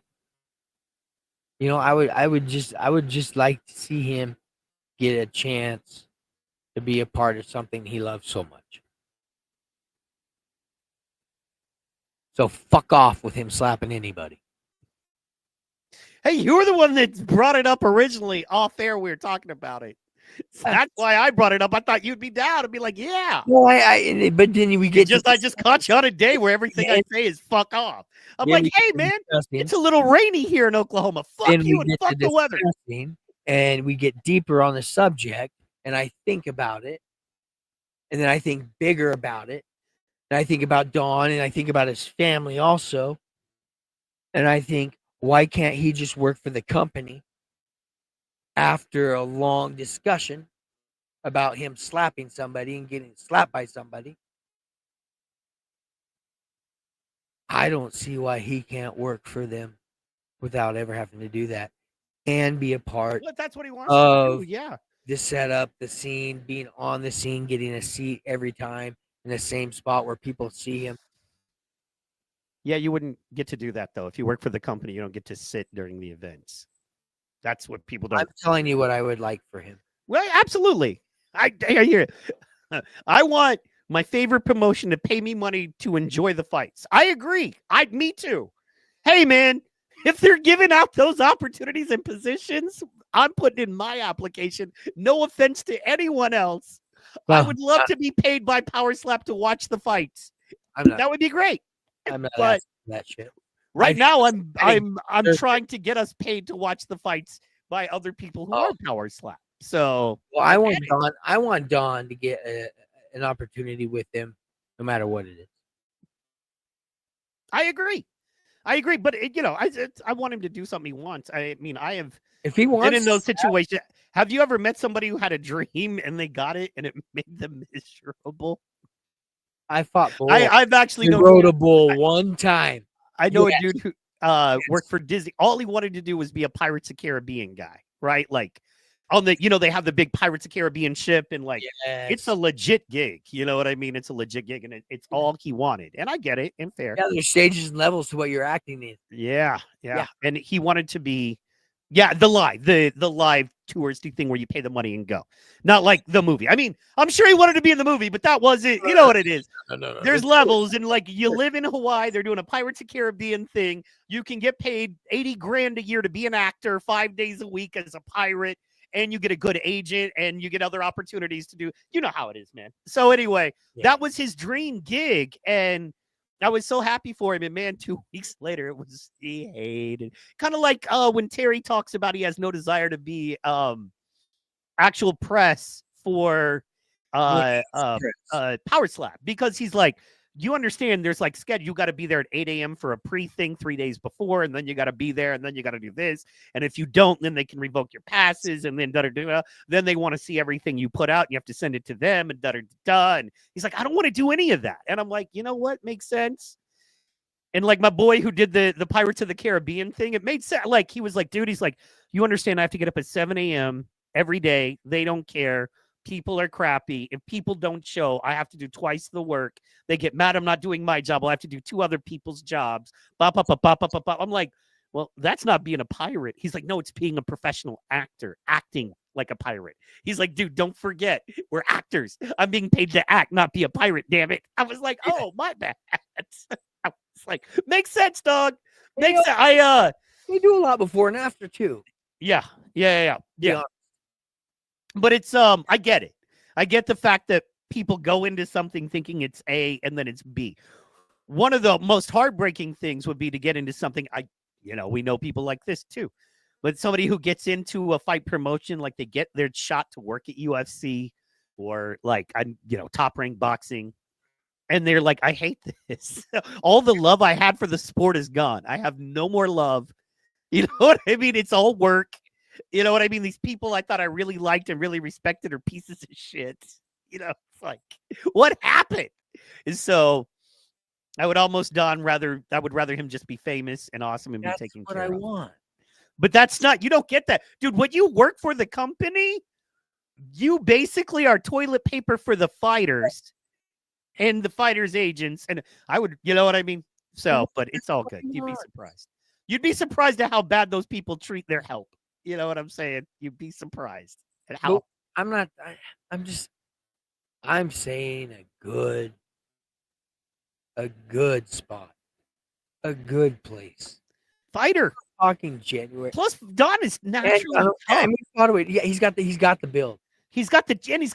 So he's yes, and okay. Couple things. One. Yes. Let's just break this down real fast, if I may. Without you getting angry at me by saying I think Don was naturally built to be a great fighter. I'm not trying to fight with you, dog. I'm not trying to. Let me just give you my opinion. You can tell me I'm a piece of shit and why in a minute. But let me just hear me out. Cool. Those Michigan boys, for some fucking reason, can fight.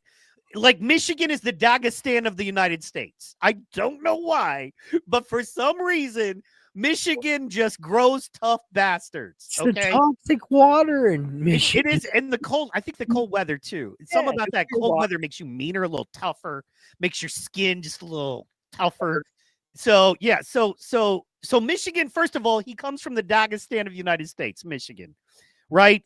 Because think about it, you have the best power slapper alive, and pound for pound, and you have one of the toughest who will be.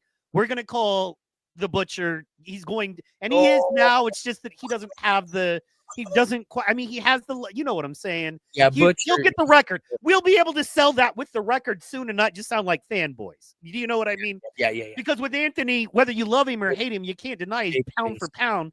It's like Volkanovski, right? In the UFC, you can't love him or hate him. He's pound for pound one of the best to ever do it. Love him or hate him. So that's how I feel. I mean, clearly Anthony is inarguably that. Bordeaux is, to me, that the Butcher is that he just needs that record under his belt, which he will have. He needs You more know what fights. I mean? He needs to get healthy. Whatever's going on, get that better.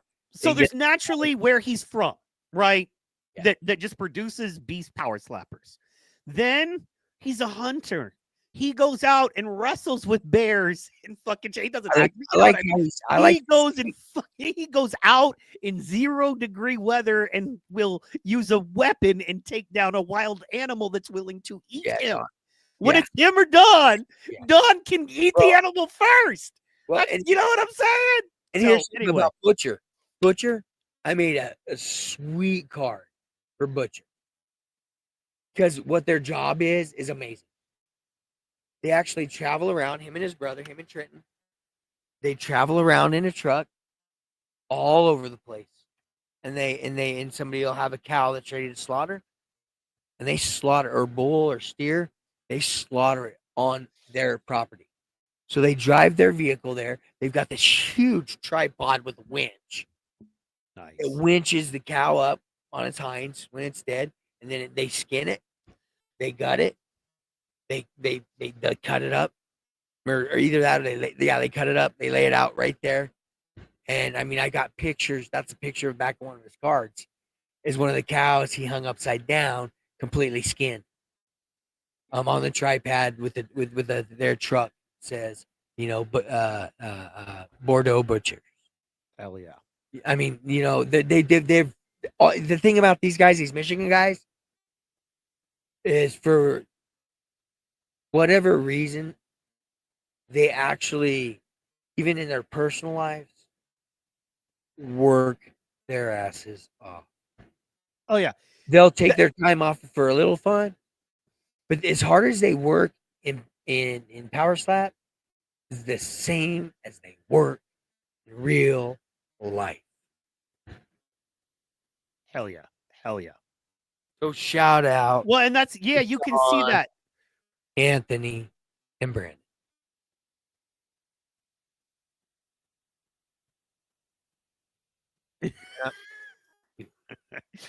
Sorry, just getting some information. That has nothing to do with us. Sorry, we got kids messing with our house outside right now. No worries. Summertime kids being. Just wait till I move there. One call.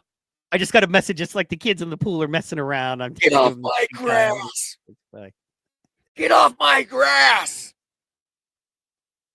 It'll be more coming from me than you. I know. Like, don't you kids got somewhere to be? I'm like, oh, it's summer. Actually, it's perfect for them to be outside in pools right now. That's what they should be doing, quite honestly. Who's that nice guy with a really nice wife? That's what they say when you walk by. Yeah, they're like, wait, actually, I'm the guy that just walks by, keeps my head down, like, I don't want to know you neighbors. I don't want to be friends with you neighbors. You know what I mean? Because here's the problem with apartment neighbors, Verd. They're white trash, okay? You're going to get caught up in their bullshit, okay? Somebody's going to be fighting with somebody over some, dollar on the food stamps. You know what I'm saying? It's like, no. It's $1 for two. You know what I mean? I gave you a $40 EBT card. You owe me $20. And they're going to be fighting about that shit.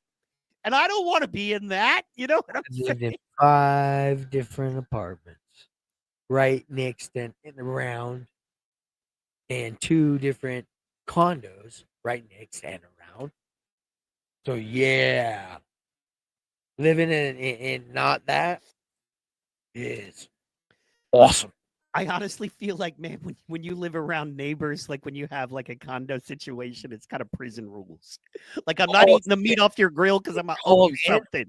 I don't, you know what I? It's like, oh hey, we're cooking, man. I got an extra burger. You want? It's like no.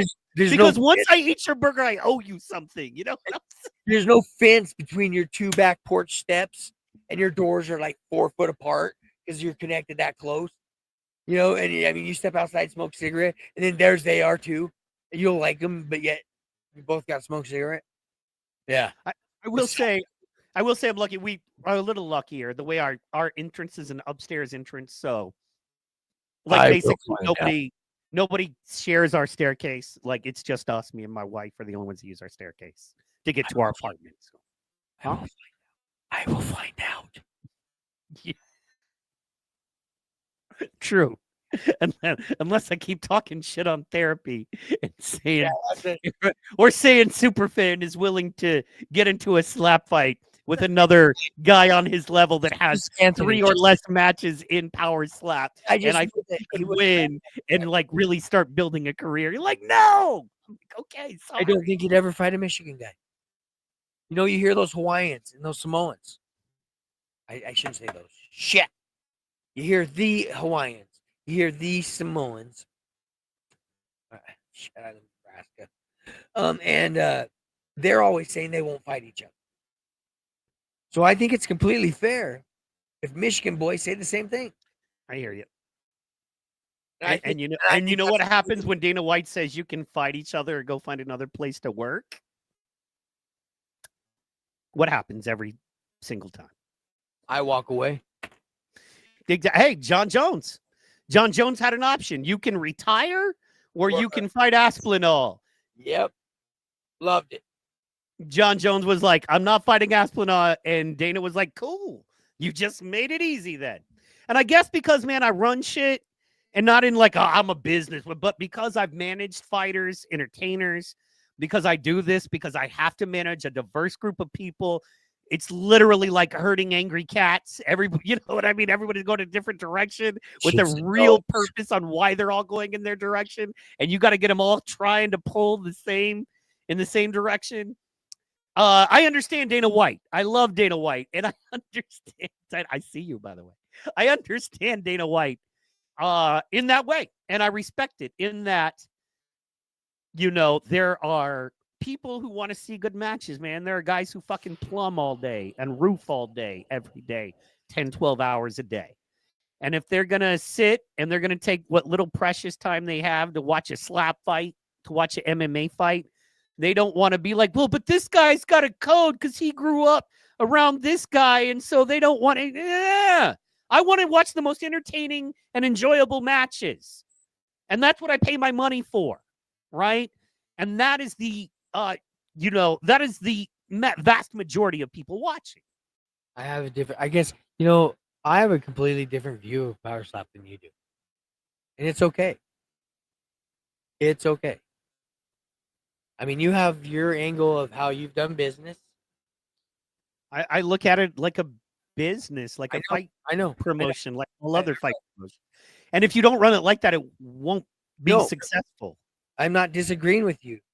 What I'm saying I'm not going to say their name because there's some sensitive bitches, but I think we're seeing that. Like we could point out some people not running it like a fight promotion and trying to more run it like an entertainment thing. And how are they doing financially? You know what I'm saying? So, but I mean, since Power Slap 6, it really was like a family. It was like a family, yo. And laugh all you want.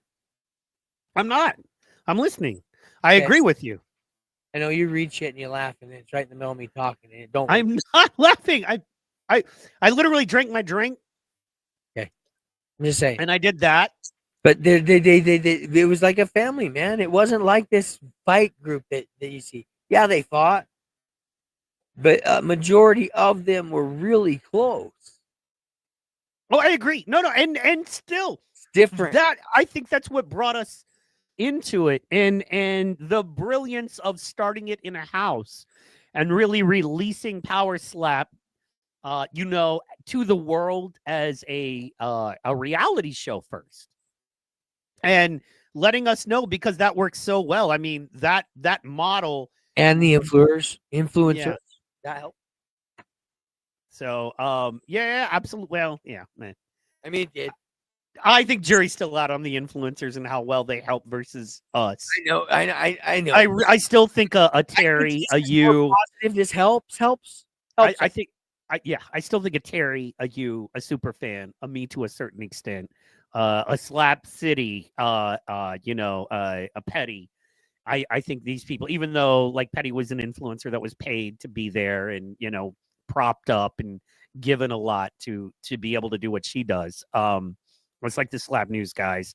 They're handed. They're actually fed their information and they're paid money by Slap News to do what they do. So it should be illegal or they should have to disclose that, but they might soon. We'll see. But I think that the U's, definitely you with the cards you did, bro. The U's, the super fans, the Terrys, you guys did so much more for this sport than any random influencer. You know what I'm saying? Yep. Excuse me. Sorry. Holy shit. What'd you have for lunch? No. What'd you have for lunch? Oh, it's that. That stuff. This is Valencia orange and it's delicious. It tastes like Sunkist. You muted yourself, brother. I didn't do that, I swear. I didn't. Look, on my life, I did not do that.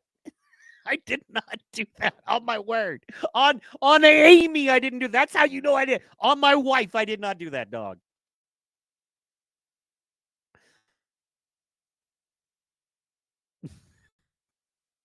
I think it's your mic itself.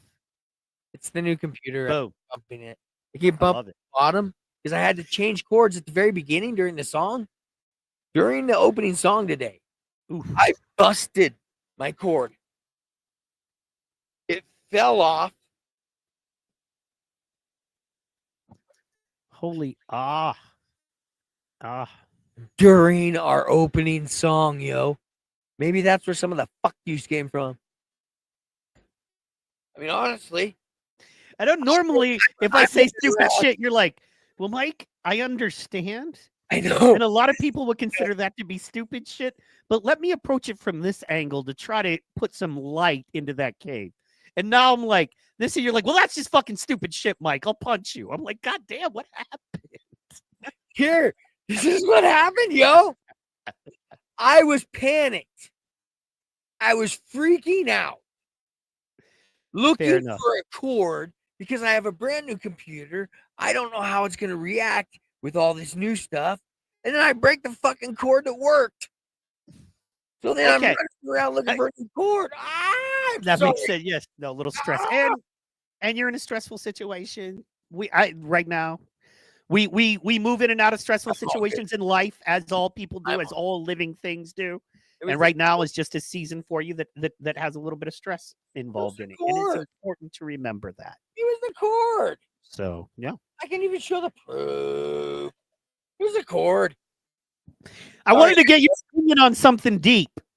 Let's go. While we're almost 2 hours in. I wanted to get your opinion on something kind of deep that's been affecting me. And I haven't really had a chance to talk about it. In fact, I was going to do a solo show maybe and talk about it because it's that important and because a lot of my followers, a lot of my folks that love me, that I love, that we know and love each other, we built this, Calder Reese included. Yeah. Shout out Calder Reese. Sure, I love that dude. Love that dude. He's awesome. Yeah, make sure tonight you tune into the show. But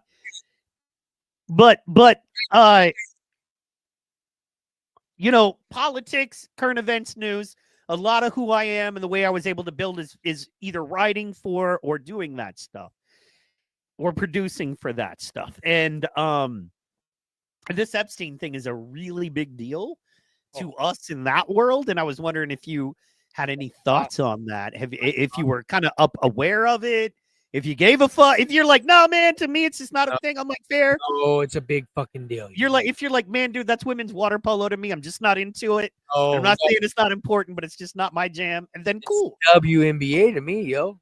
And I collect Caitlin Clark. So, and I follow and watch. So yeah, that's what it is to me. It's important, man. And it's messed up. It's showing the interweavings of our government that go underneath and just branch out everywhere. Dirty.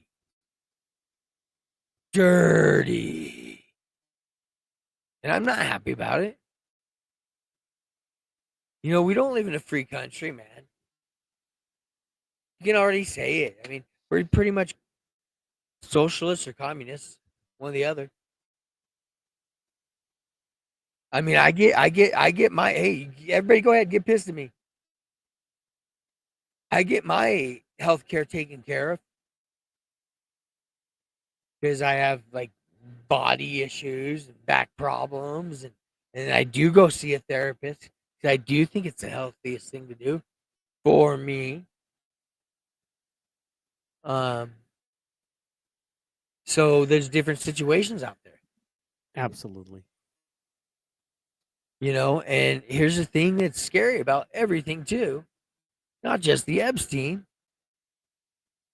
And I know for some reason, just because it's title, everybody's excited about this big blue bill.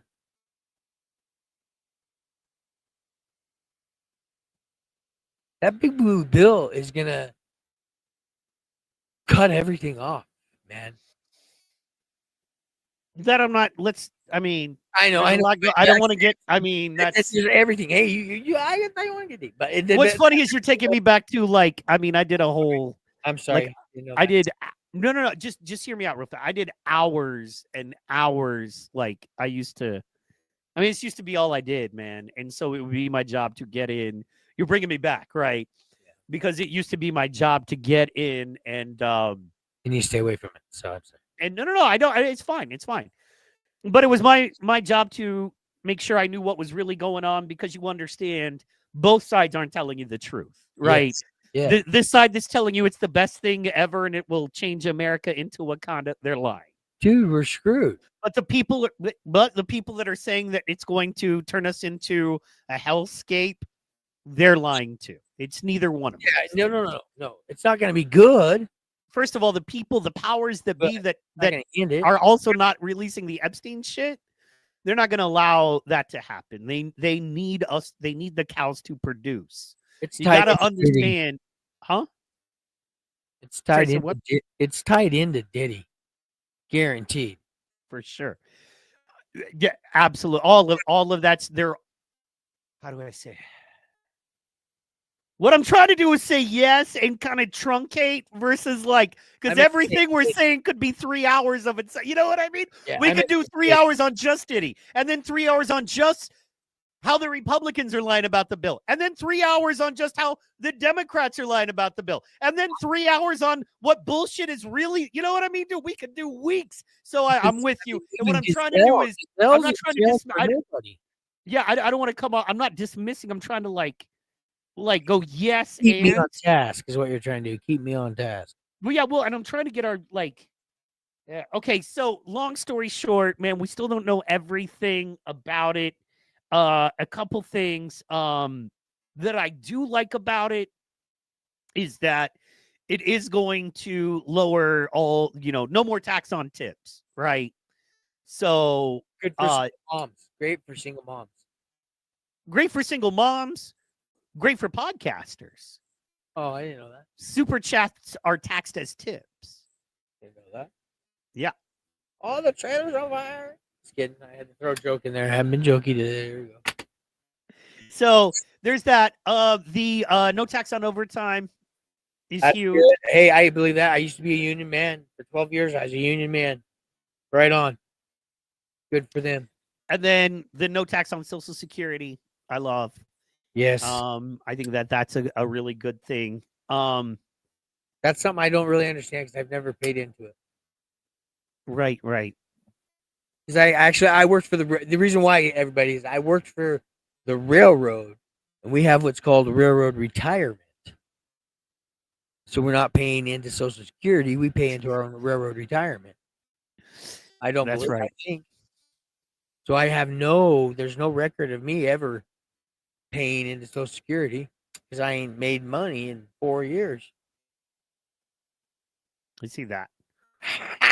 Amy says she will not stand for slander on women's water polo.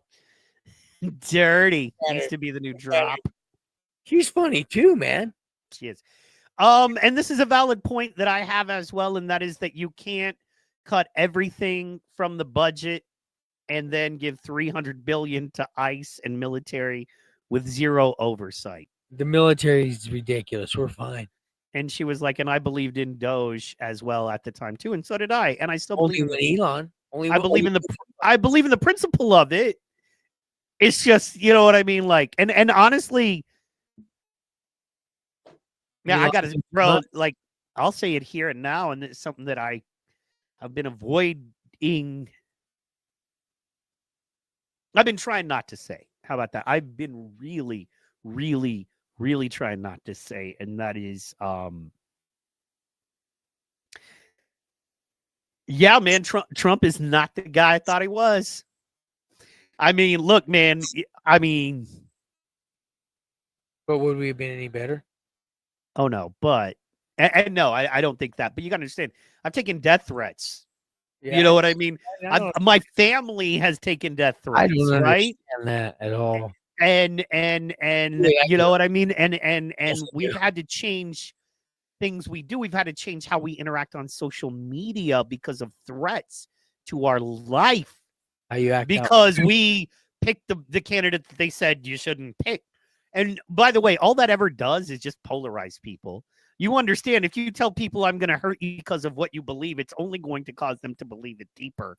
I guess you have no history.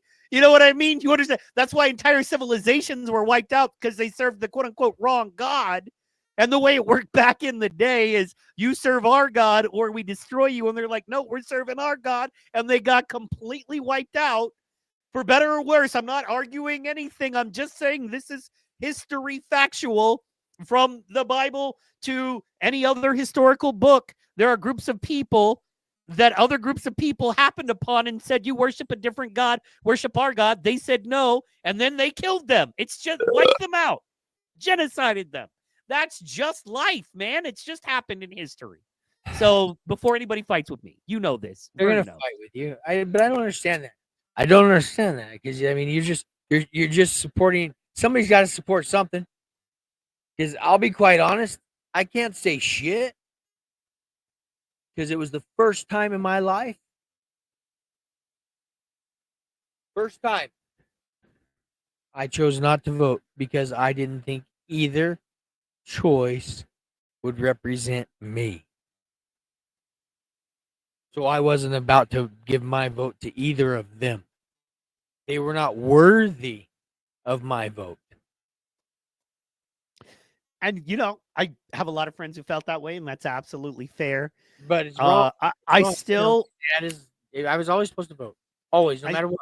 I still think things are better off with Trump in there versus Kamala. Yes. Mainly, and mainly for the wars. Yeah. Because the wars are not raging like they were. They're not... Because here's the dirty secret, and it's what America... I'm sorry, say what, brother? I said he shut it down. Yeah. Well, he defunded. He didn't shut it down the way he said he was going to day one. Because, you know, I'm going to be honest. I'm going to hold myself accountable here. My guy that I voted for said day one he was going to end the war from Russia with Ukraine and the war with Israel and Gaza. He said day one, ceasefires into peace talks. Literally is what he said. Not the case. Not even kind of close to the case. Those wars were still raging. However, what he actually did was he defunded them, because the reason that the Russia-Ukraine war was raging, for those that, you know, wanted to not just take a side, is because the U.S. was doing what the U.S. does, funding both sides of the war for our own profit. We were buying shit from Russia. We were using Saudi as our broker, buying energy and oil from Russia to enrich them to buy shit from China. What were they buying from China? Weapons. Where does China get the raw materials to make their weapons? Well, from other places, but they're buying it from us. In the same way that we're buying oil from Saudi that is Russian oil, China is buying raw materials from America that's actually from Africa and South America, but we're the brokers for those raw materials to buy to make the guns that Russia buys. So it's this whole big circle jerk. And you think that your side, it's all one side, guys. It's all the same side. I'm Huh? Ollie North. I'm Ollie North. I don't want you to be Ollie North because that poor guy took a fall. Oh, dude, Boy, talk he about when they turn on you. You know what I mean? Woo-hoo! He fell on so many swords. What Poor what a guy. man. What a Poor man. guy. Yeah. What a man. So, Woo! but well, and you couldn't get away with that nowadays. I think with the internet. No, that's the So, problem. I think a lot of shit they try to pull nowadays, the internet nips it in the bud so quick. They're like, bop, bop, bop, bop. And then you go to Twitter and there's 100 accounts going, well, no, that's not the case. Here's the files. No, that's not the case. Here's the facts. And they're like, oh, our bad. You know what I mean? Yeah. We were kidding. Yeah. So, Hey, do you think Epstein's alive? Do you think he's alive? I'm sorry, I did not dictate that correctly. Do you think Epstein's alive? yeah, I absolutely believe he's still alive. Do you think he's actually on the island? Or do you I don't think he's on the island anymore because there's too much heat. They saw him on the island. Well, they saw a guy. There was a drone flying over, like, what was it? A couple months after he died. There was a drone that flew over Epstein Island. And there was a guy that looked really a lot like Epstein that they took a picture of coming out of a building on the island. But if you were to ask, no way, that was just a random groundskeeper that happened That was to a oddly look janitor. just like Epstein. Yeah. That was the white janitor in the middle of the Caribbean. Oh, So, my. after he totally killed himself, get the fuck out of here. Anyway, Oh. I do believe he's alive. The files, they exist. I don't care what Cash says. Come on, man. No, there's no files, bro. I mean, the list. Look, The Epstein list killed exists. himself. Lee Harvey Oswald shot Kennedy No, by impossible. himself. Impossible. 9/11 was an outside job.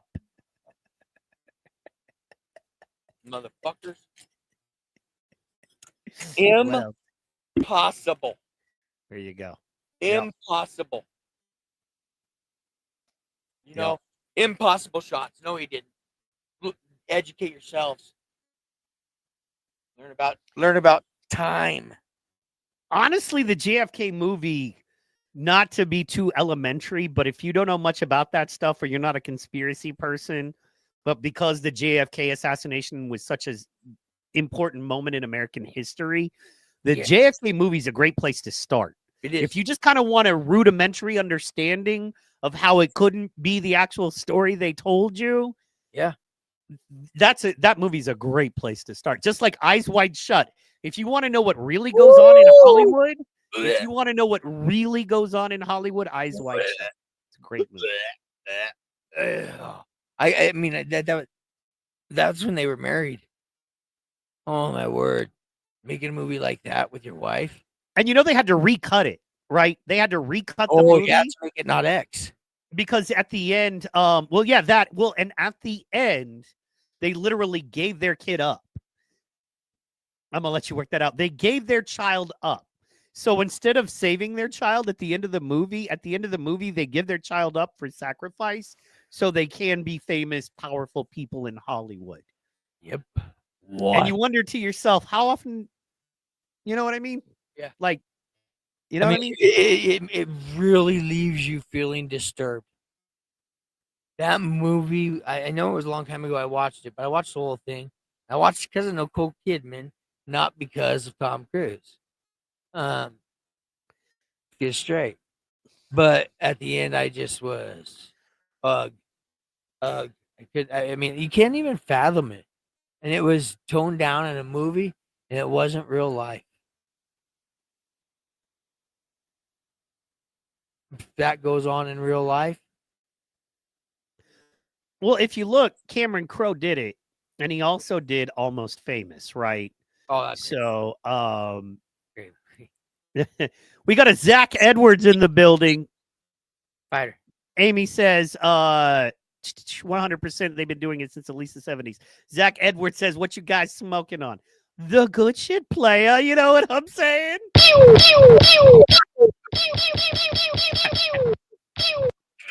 But you don't have to take my word for it. You know what I'm saying, player. We do. Let's see here. Did my Rumble just lock up? Rumble is tripping. Tripping. That was my shirt. I wore the tie-dye Nebraska shirt today, yo. I love it. Amy says, Uh-oh.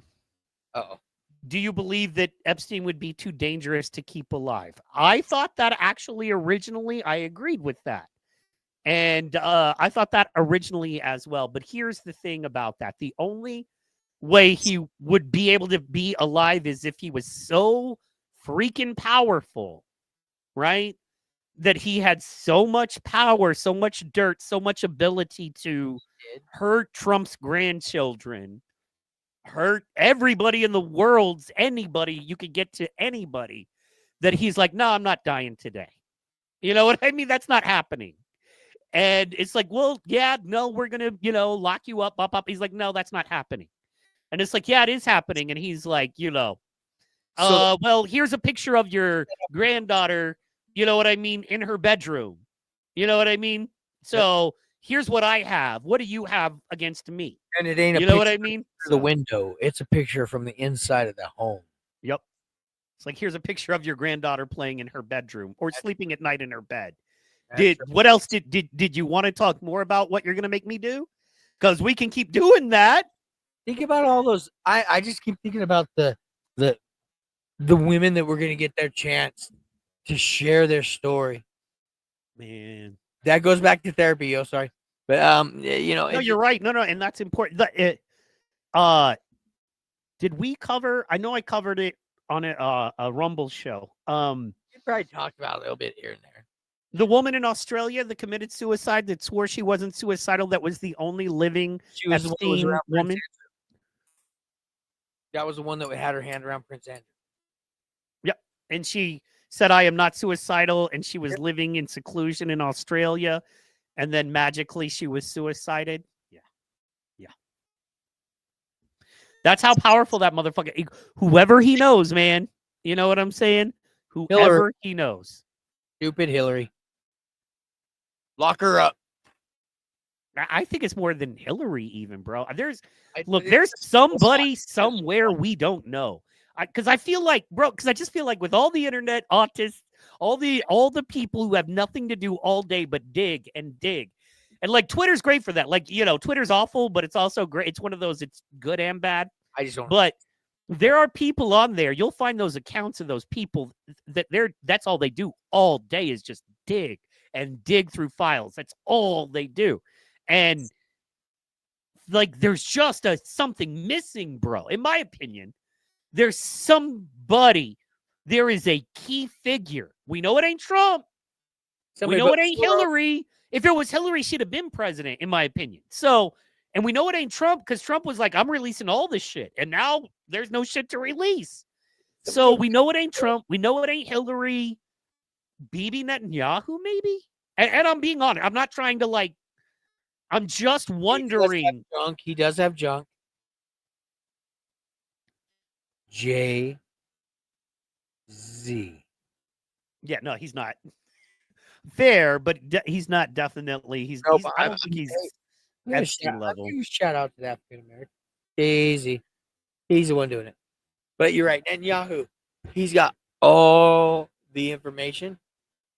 He's got I'm sorry, yo. There's spies here everywhere. Spies here everywhere from every country. And the most effective spies or integrated people are of the Jewish descent. They're usually, maybe in certain areas, I think they blend in very well, and they come in. So it's very easy for a spy to come out of that country. And very intelligent, yo, driven and intelligent. So they go to their colleges, they get their big old degrees while they're doing their job, which is learning about and watching and getting a job to where they can even get closer and learn more. That's their goals. And he's got people that are able and have done that. I believe, hypothetically speaking. I do not disagree with you at all. I'm just, to me, there is someone we're missing. There's something we're missing. I honestly thought it was. I thought it was Elon for a minute. I really did. And then Elon went too deep, and they iced him even quick. And I'm not saying Elon's perfect or anything, because he's not. He's a human like all of us. But man, that guy. They came up. There's something that's non-human. When he said Fort Knox. And he said, audit the CIA and Pentagon. And as soon as he said, do that, they were like, you're out, buddy. Gotta go. So that leads me to question what's going on with our money and our military. And is Trump just a puppet dog? Are you with me, did I lose you? Are you there?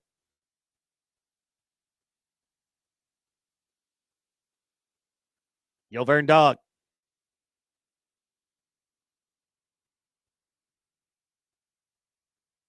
Yo, Vern Dog. Let me know, brother. Let me know. Because I was asking you, do you think that Trump is just a puppet, or do you think he's a player? Definitely the question I want to get to. You know what I mean? When you get back, if you can hear me. So, yeah, man, let me know what's going down. Yeah. So, because that's concerning, as we bring it up and as we talk about it, who's a player and who's a puppet. And ultimately, are they all just puppets, man? Are they all just puppets? Are the people we think that are going to be great leaders for us, that we elect and support, are they all just puppets? Because if they are, that makes us puppets. I don't want to be a puppet myself. I'm not going to serve a puppet. I'm just not going to do it. I'm going to do my best for me and my family and community, as I hope you are too, seriously and legitimately. That's what we hope. So, yeah. Let's see here. We're checking on Brother Vern. So, let's see here. We're checking on Brother Vern and going to see how he is doing with his stuff there. One thing I didn't want to bring up. I think I'll bring it up. We're going to get it going. So,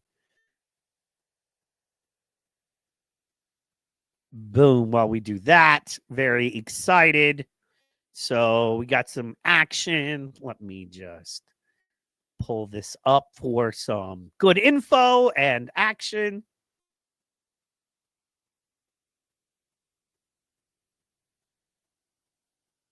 Bam. Look at that. Emmanuel No Love versus Brandon Rhodes. This is going to be a big one. Talked a little bit about it last night. Brandon is nobody's slouch. He is every bit a champion fighter, a beast in his own right. But of course, we know Muniz is one of the elites in the game, one of the standouts. So this is going to be an interesting one. I'm still going with Emmanuel No Love Muniz. But I think it's going to be a close one, and I think Brandon's going to definitely show up, show out, stand up, stand out. I think that's definitely going to be a thing for sure there. Absolutely. Ryan Talmo in the building. What up, Ryan Talmo? Welcome to it, brother. Let's see here. So, excited about that one. Then we got the Chief Power Slap.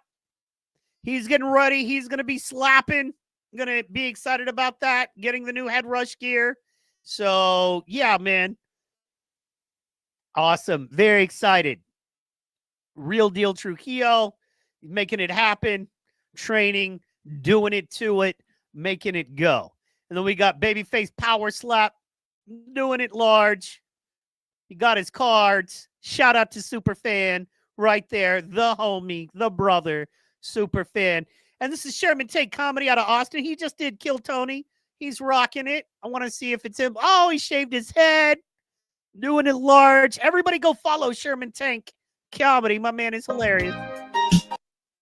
He is hilarious. So, yeah, he's doing it large.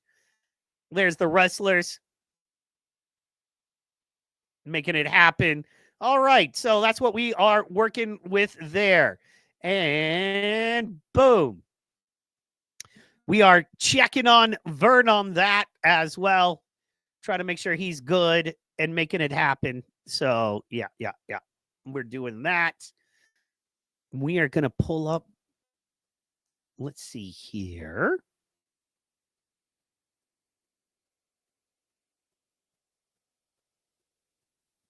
We're going to put a little music on for you.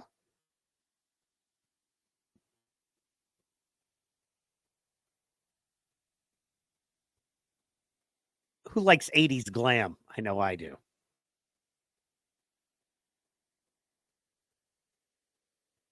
Shout out to Sky Boxing in the building.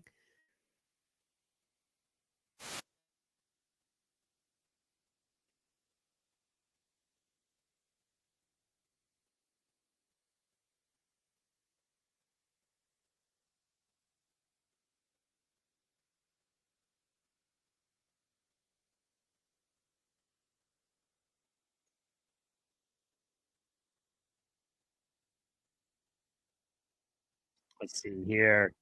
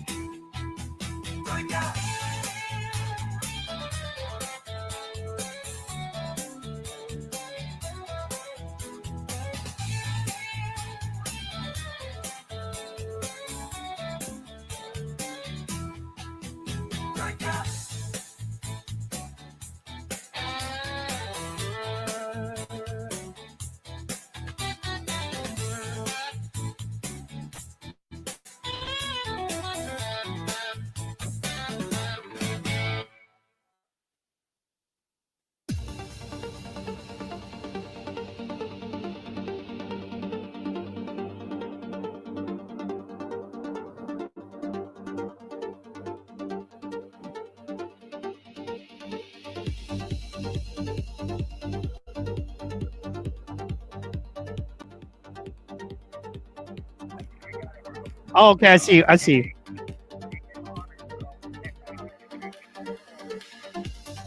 Cool. All right, cool. All right.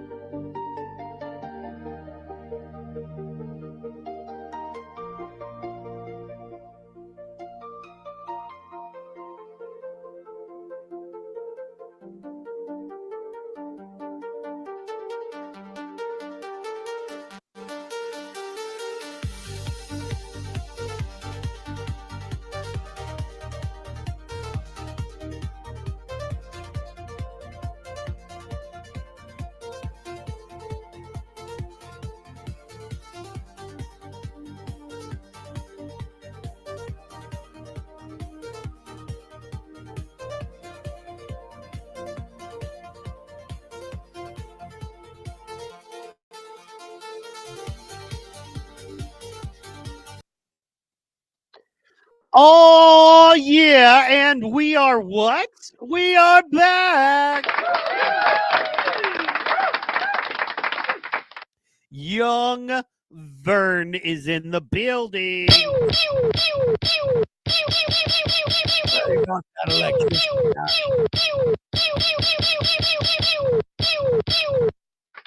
Trailer couldn't keep up with the heat. Hmm. So Yeah, you were telling me like it got overheated. no, it just flipped the circuit. Oh, it got so hot. Oh, the outside. So everybody's running their air conditioner so high in their homes that it's sucking so much energy that there's like roaming little blackouts. I see that. Yeah. Good old 1940s technology. Fun times. Word. What up? Fun at times. That's yeah, man. That's why it's like, and you understand this being a musician too, is that once you get your studio dialed in, you're like, nobody touch anything ever here, ever. You don't know what happens when it goes wrong. You don't know how to fix the brakes. You don't know where the duct tape goes. Sit and don't move. Sit and don't move. Touch nothing. Right. Look. You gotta have the. I have like right over there. I have a bowl of tapes. I have duct tape, packing tape, electrical tape. I like, you know what I mean. You need your bowl of tapes. So, Oh, yeah. And cords, tapes and cords. oh my, yeah, big ass box of cords. Yeah, man. Half of our job is just like when you work in the studio. Half of your day is spent just dealing with cords, man. So it's just what it is. So, yeah. So I wanted to ask you, man, when we got cut off, your thoughts. Do you think and this is I legit do not know. I have no answer. So I couldn't tell you because I legit do not know. But do you think it's possible that Trump is just a puppet? Like like Biden, all of that. There's always a chance.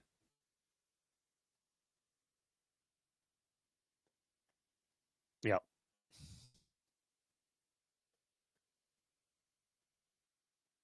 Still hear me? Yeah, I'm listening. Okay. So there's always a chance. But if you ask me that, I say no.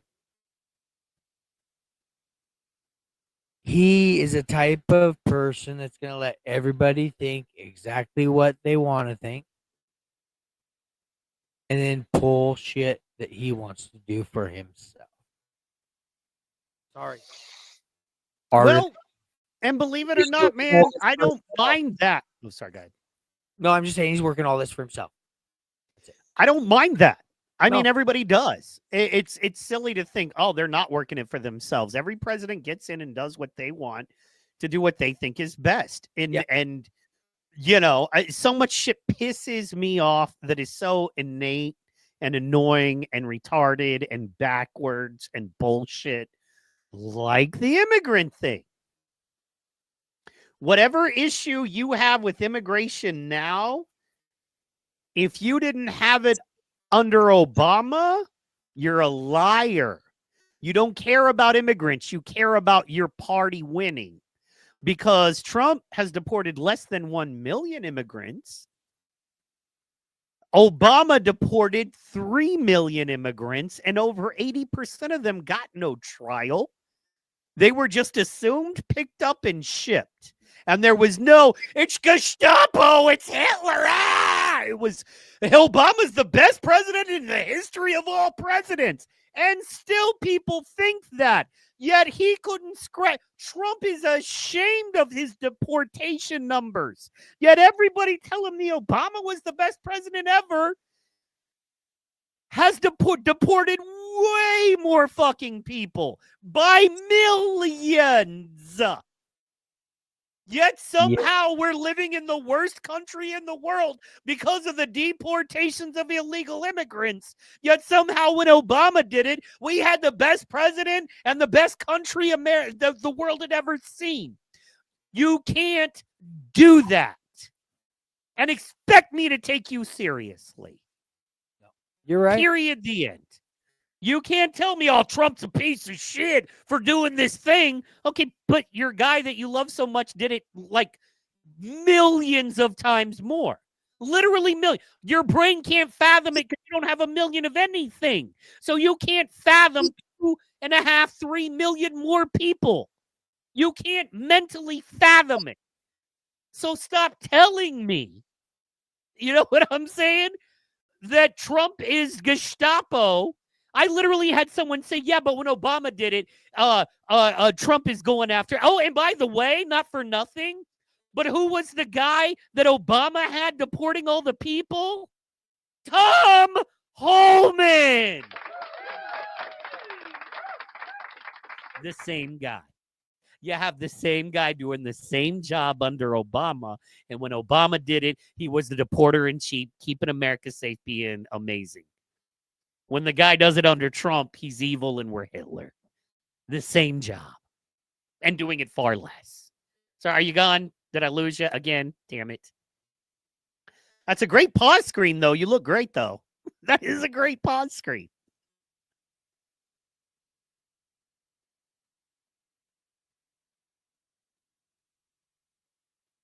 My man is having some technical difficulties, ladies and gentlemen. And that's okay. That is okay.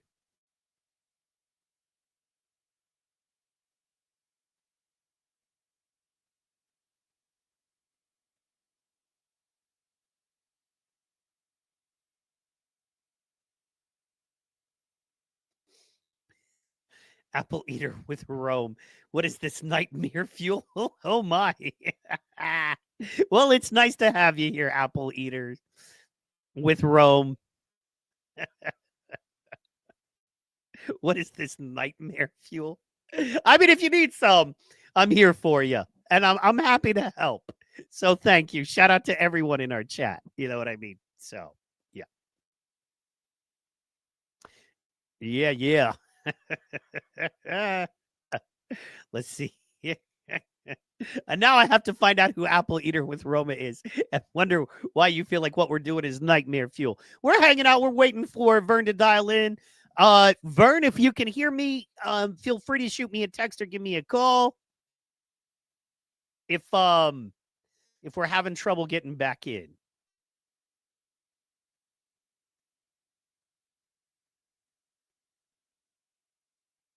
And we will get it rolling. So, yeah. We will make sure it happens. So that's what we want to do. I'm following you now, Apple Eater with Rome. Thank you so much for following us. We appreciate you. And dropping by the chat. We appreciate you. Thank you so much for that. So, and I got to be honest, guys, I was way more prepared for a 2-man show. And normally, you know, as we've been doing, and we're just having some technical difficulties. So we're trying to figure all that out. So hang in there with us. And, you know, we are going to get it done. So, yeah. We are going to make that happen for you there. So, yeah, guys. And this is fun. This is a lot of fun. Thank you guys so much for dropping by. And, you know, thank you for enjoying the nightmare fuel. And we will make it happen. And we will do it to it. We appreciate you. We appreciate what you're doing. And we thank you so much for tuning in. And we are going to drop some fun music on you. And we are going to see if we are able to get Vern back in. And if not, we're going to go ahead and call it a day. Hang in there. We're going to let you know in just 1 second here.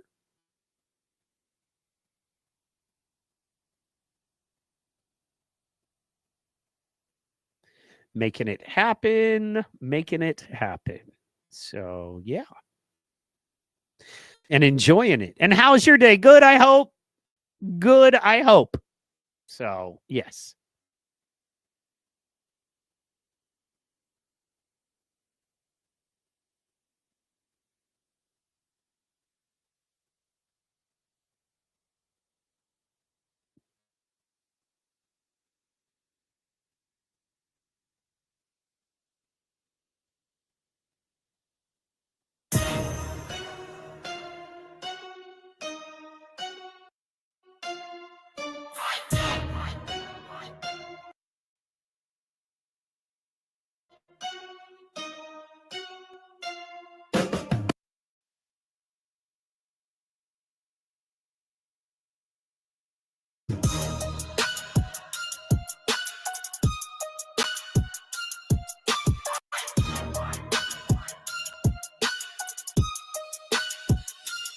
Thank you, Apple Eater with Rome.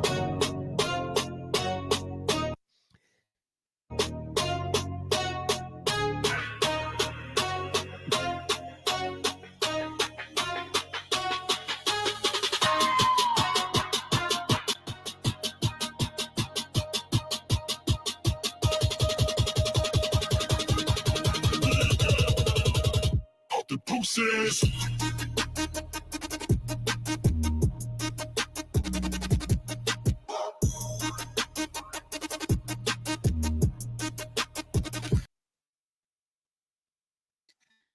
Are we? We are back. Boom. Boom.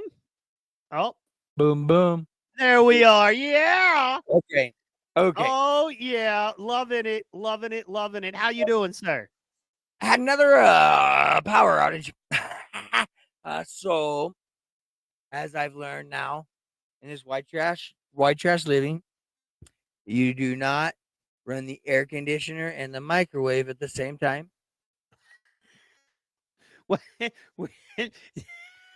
Fair.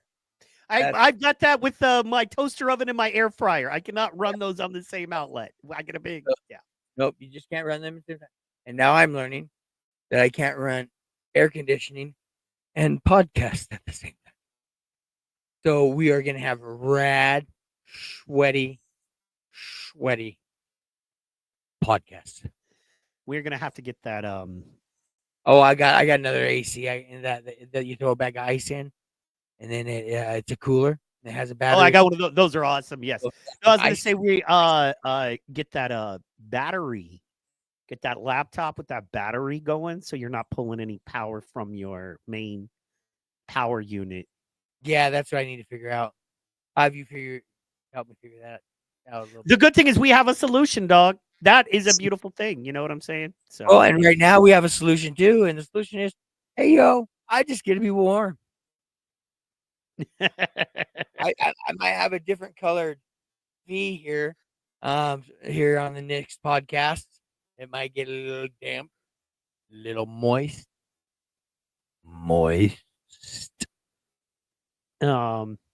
Superfan, not sure. I will What? check. Superfan is asking if we have coconut water. Coco love coconut water. I think you guys, yeah, we have access to it. Yeah, I'm wondering like retail stores. I know I can order it. But I'm wondering retail stores. We have it in. And this is frustrating, dude, because I want to get in these deep conversations with you. We depend on Vern, right? Like the PT potosphere kind of depends on Vern to get good, perspectives, point of views that you don't get anywhere else. I'm ready. Well, it's just hard, man, because we keep getting shut down and it's tricky. You know what I mean? So Amy says she's glad it's not smell-o-vision. So I smell good. I smell good. Good. So we are working it out. I will say, man, at this point, we talked about this before. I think, man, maybe we do a movie watch along sometime just for fun, because I know people are doing it and they seem to really dig it. But what movies can we do? Well, the movie I want to do is Man in the Moon. So you saw it? Have you seen it? Yeah. Yes. That is a great movie. Even though I was thinking Big Lebowski. Big Lebowski's great too. That's an awesome movie. That's a fun one. There's just not much to talk about in it, though. It's just funny. Right. Well, I just love Man in the Moon because it's that, first it's Andy Kaufman and Jim Carrey, two of the best. And and yeah. Amazing. The acting is amazing, and it's that thing where you sorry. Shout out, hey, Superfan, just drop it in the chat, baby. Just drop it in the chat. If you got questions and we're live, just drop it in the chat, dog. So we are checking for coconut water. Coco love coconut water.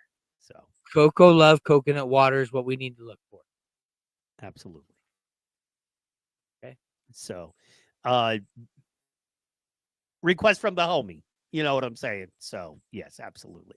I will look. Coco love coconut waters. So who do you think's running everything? Let me ask you that.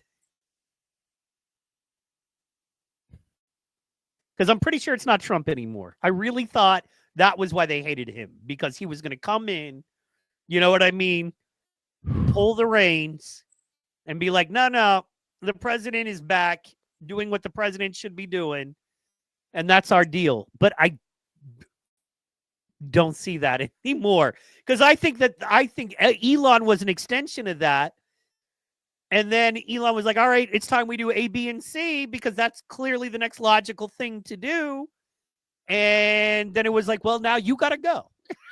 You know what I mean? Because, yeah. I know who's in charge. So what do you think?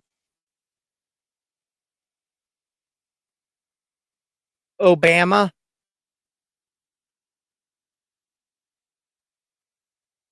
Absolutely. 100%. Him and Michael. Michael who? Oh, I mean Michelle, sorry. Oh, Big Mike. Sorry. Yeah, my bad. You know what I'm saying? So, yeah. Oh, my bad. I mean, Michelle. I mean Michelle. That's fair. Those two. They're the peak. They're quiet. Real quiet. Jay-Z's their chauffeur. You know, I just think that I think the fact he's like those planted actors, like Kevin Hart, like Cat Williams said. You know, he just be planted in there to get that information, get it quick. How long was he a senator, yo? Obama? Yeah. About 10 years. Was it that long? Mm-hmm. Okay. What state? Illinois. He's a Chicago guy. Okay. Very powerful city. A lot of influential people in Chicago. A lot. Mm-hmm. Well, I mean, they're everywhere, but I mean, a lot specifically in Chicago. The dark kind. And he's tied into that. He gets in the White House. He figures things out. He knows, and he's got plenty of time, 8 years, because we know he didn't do shit. So what did he do? He worked on the future for himself and the wealthy. Obama was the puppet, not Trump.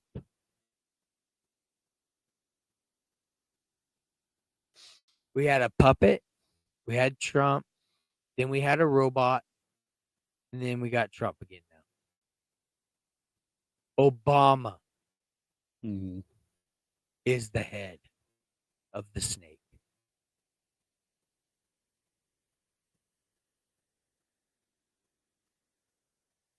I'm ready for a dirt nap. Yeah.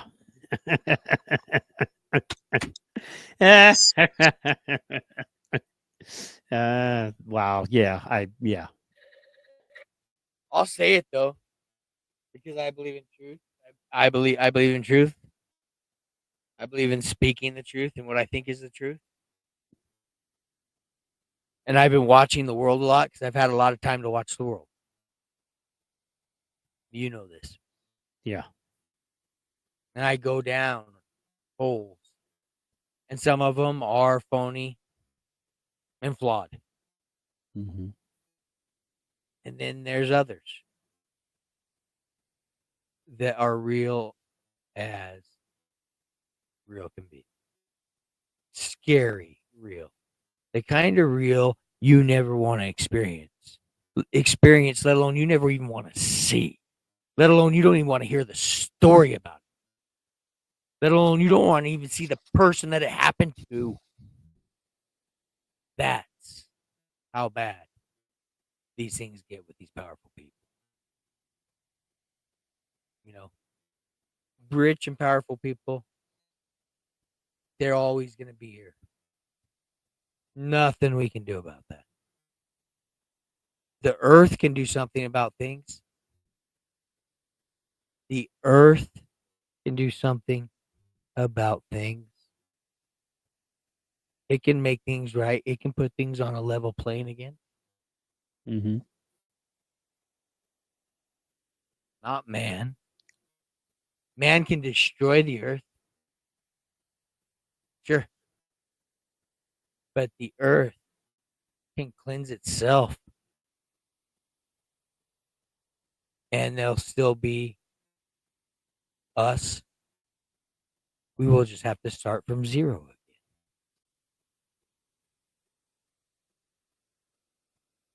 And I believe that's what will happen. I think Mother Earth is going to say, damn, you unappreciative assholes.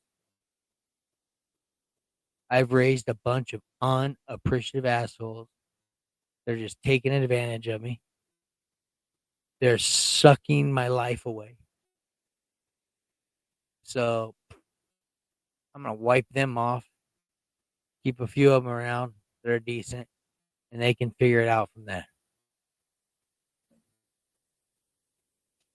There's your Buddhist mindset, calm, straight up opinion. Mm-hmm. Yeah, I'm quite possibly, man. I don't know if we're all that important. No, You know, the grander scheme of the planet and the world. In that, but the world is important. yeah, We're not. It is. yeah. It's fair. That's what the tree told me. Mm. That was a long conversation between me and Tree. Absolutely. And that's that I believe that's the Earth's belief. Look at everything that's going on. Look at the earthquakes. Look at the floods. Look at the volcanoes. Look at the nasty, weird tornado storms. They're just, I mean, godlike formations in the sky that are destroying parts of the earth. The cities being destroyed because of glaciers. Just glacier mountain crumbling down on them. It's happening, yo. The earth is just cleansing itself. And yes, it's sad. It's sad that us people are going to be the ones that have to go in order for this world to be a success. In order for this world to keep sustaining life. And not human life necessarily. Plant life. Animal life. They're beautiful lives too. In fact, the energy and the frequencies that some of those things put off are amazing. We're learning. We're learning like the electrons and the ions and the protons and everything that it puts out and the vibrations make a sound. And you could hook it up to electrical and put a little speaker on it, and you can hear the different sounds that plants make. Mushrooms make rad sounds. Vibrations, man. Yeah. And everything has a vibration. Everything. About a vibration affects everything in the world. Your own motions. Your own energy that you put out into the world. You know, it does. It affects on the quantum level. It affects everything on the earth when you move. It's true. When you walk, when you move, because everything's moving through you. You don't know it. You don't feel it. Look it up. quarks are running through us constantly, right through our body, like we are invisibly nothing. All day, every day. Yep. I mean, there's just so much more to this earth and to the world, and we're gonna be the ones that are the bacteria when it comes to a cleansing.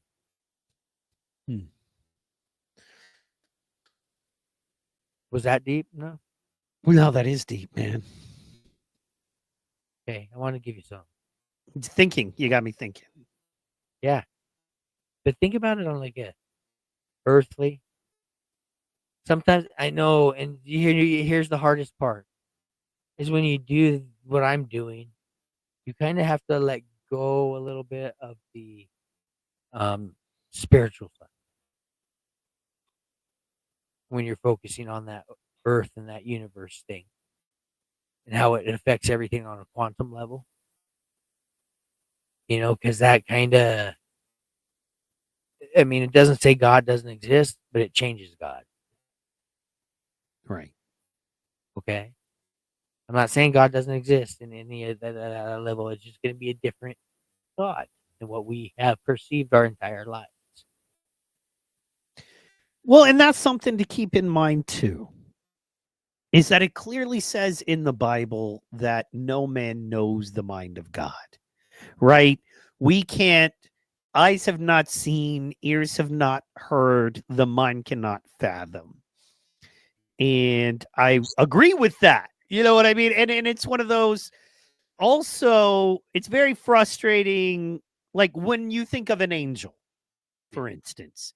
When I say angel, you think of a blonde-haired guy in a robe with wings and a sword. Maybe you don't, but you know what I mean. There's a general idea of what an angel is. Oh, wings, big wings, beautiful man.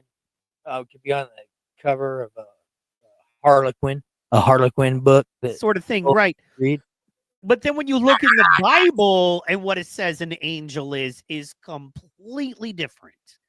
It's a giant eye. You know what I mean? An actual, you know, what an actual angel and the description of an angel is something that, yeah, would freak us out. That's why it says multiple times in multiple spiritual texts that whenever someone is in the presence of an angel, they freak out and they get very scared.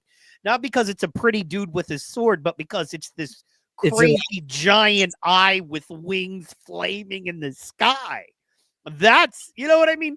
So people have no clue. And I like to, you know, lucky enough to have been able to, you know, swim around the ocean a little bit. And I'm by no means an ocean explorer.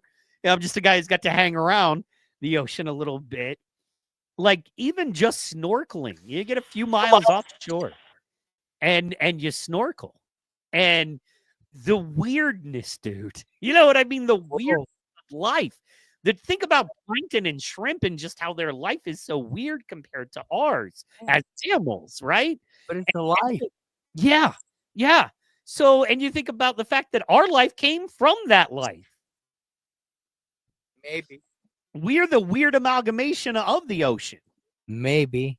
But, okay. But yeah, I mean, pretty much fair enough, maybe. Absolutely. But I just have to say that because of my belief. Yeah, man. Yeah, sure. Well, if you believe we all came from the earth, you believe we all came from the ocean first. But that's, I don't know. Anyway. I believe in Anunnaki and all that shit. Right. So the ocean, it all came from the ocean. But that's where they are now. But if you believe in that. Yep. Yeah. I personally think most UFOs, most organic UFOs, not the ones that the government makes to scare us and to keep us in control, or the new aircraft that they don't want us to think that they actually have.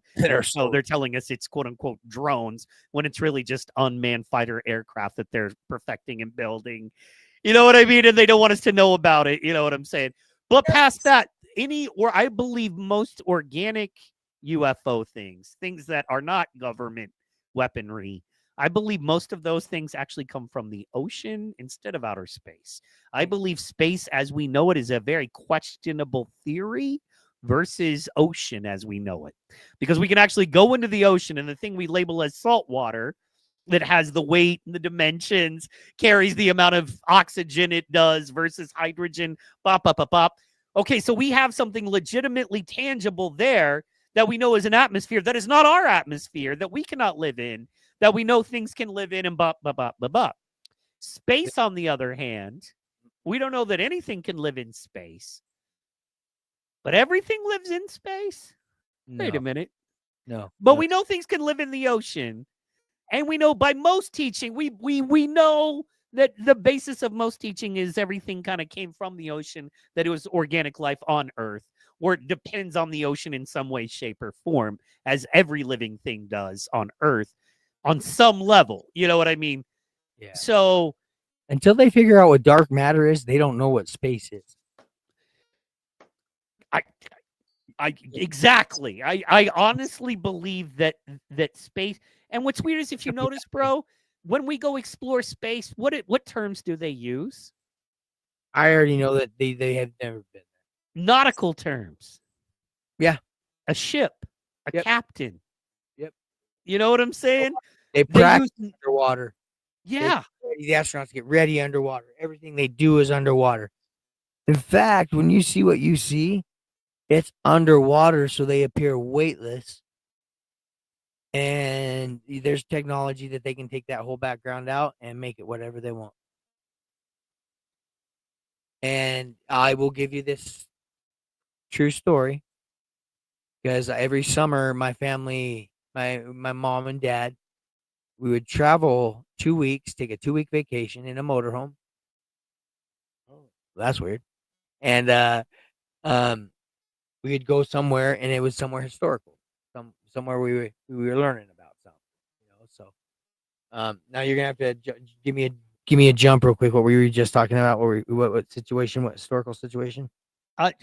The water being like space. How they test. We went to Smithsonian. Yeah. Okay.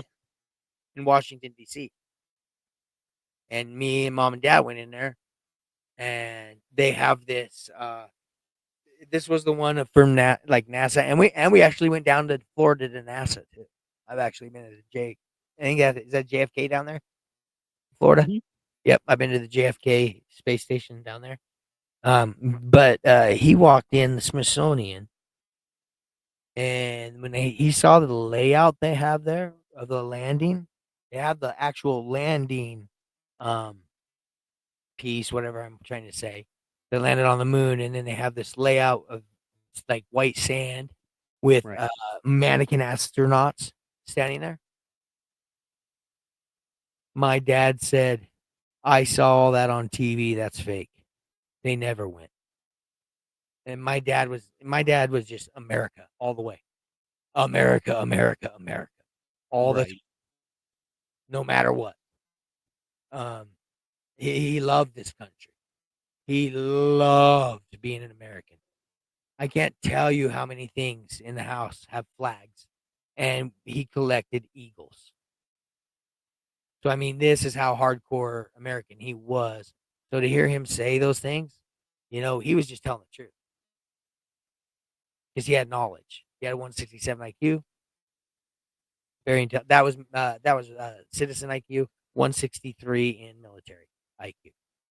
Because there's two different ones. So anyway, he was really smart. So I decided to believe the things that he taught me. You know, just I thought it was logical. And so he did. He never believed that they went to space. He was a very, very, very, very, very, very awesome Q-Pure for the military. So I didn't say your name. His name is Computer, and I didn't say computer, did I? They're just listening. But Dad, he was just really smart. So I listened to him. He didn't believe in that. He didn't believe in the moon landing. He also knows for a fact that Lee Harvey, what they say is a total lie. It is impossible. There's a book called The American Sniper about a guy. Mm-hmm. He wouldn't be able to do that shot like that 3 times. That is a very difficult reload. on that specific weapon because it's a very poor made. I believe either Afghani or Russian made, and it's a piece of crap. So like the action's very hard to get back and bolted and loaded and back in. Sometimes they'll even jam. I was just taught that. I don't know that from experience. No, I've heard that, and yeah, man, I just I was taught that from a source in my home.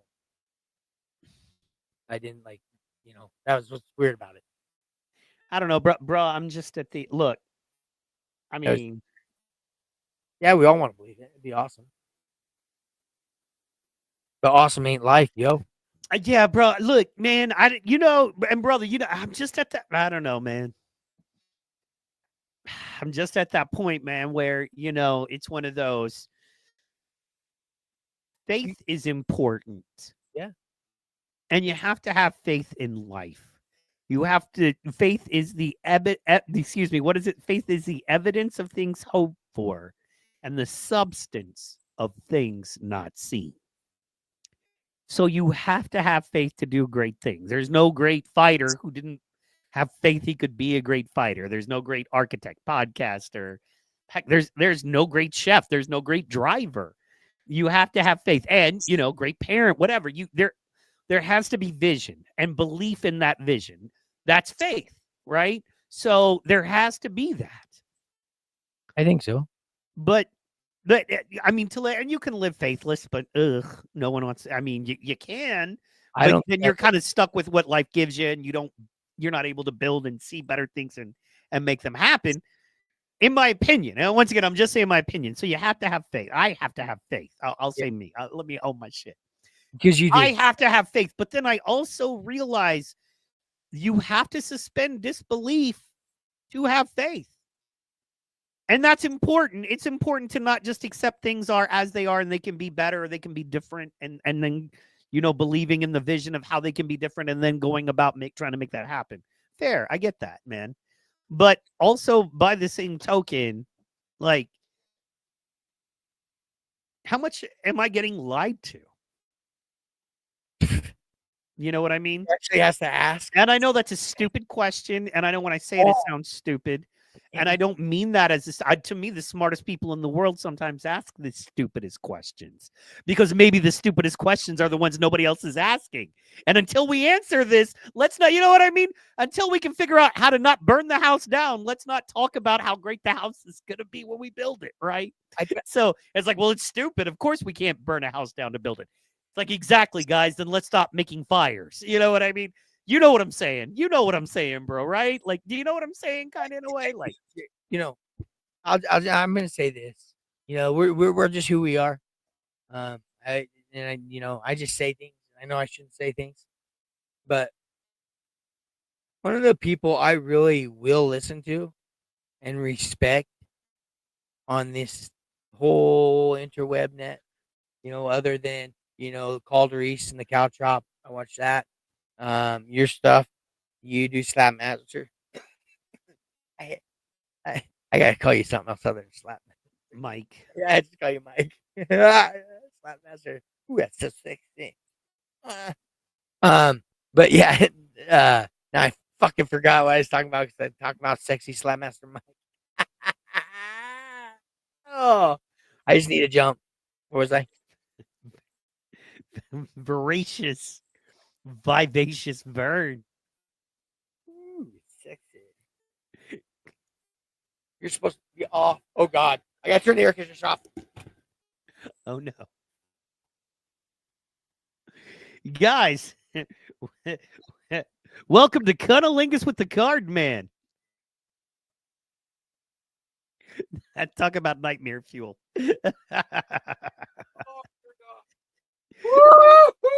Okay, Cunnilingus with the Card Man. So smart. I beat electricity right there. You beat it. I love it. Woo! Do that, Tesla. Welcome to Cunnilingus with the Card Man, starring the Card Man. Woo! Trying to do a wave on the screen. Guy's a big man. Do you like cards? Do you like Cunnilingus? I have a sensitive nose, so aroma is affected. So it's got to be a nice aroma. A nice aroma. Rice aroma. The San Francisco. Nice aroma. My Sharona. Yeah. But yeah, man, on a personal note, that's kind of what I'm going through. You know what I mean right now is trying to just kind of figure out Thing. what is the lie and what is the truth. It's funny because I was listening to one of my favorite podcasts, shout out Nightwave Radio with Mersh, you know, and we were having a great conversation about that. Or he was talking about that. We weren't having a conversation. He was talking about it, and he said something real interesting, and it made me think of you. And this is something I wanted to bring up today. And goodness, we've definitely gone the long way around getting there, but it made me think of you, and that was something that you and it's more how you live your life than anything you've said, and so that's kind of what I wanted to bring up. You know what I mean? And that's that.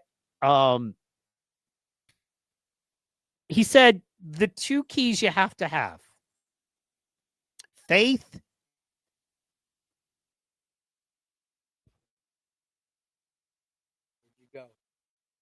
Where'd you go? Where'd you go? Where'd you go, Mike? Where'd you go, Mike? Okay, so Mike froze. I think we're still live, still moving. Yeah, so faith. I don't know what his second one was. But you always have to have faith. But I believe my belief is the faith is within yourself, because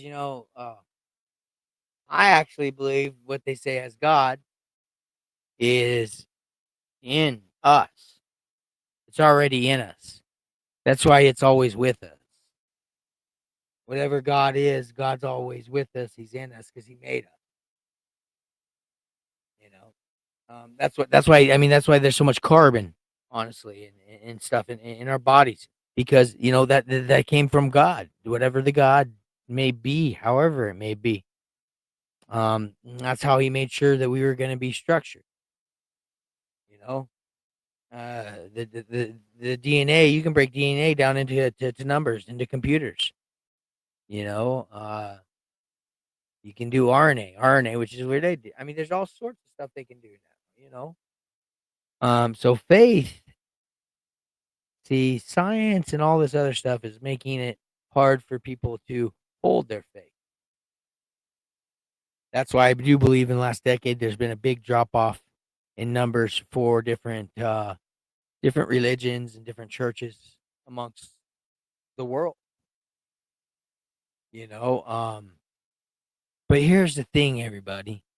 Here is one thing I will always say. If there's a Satan,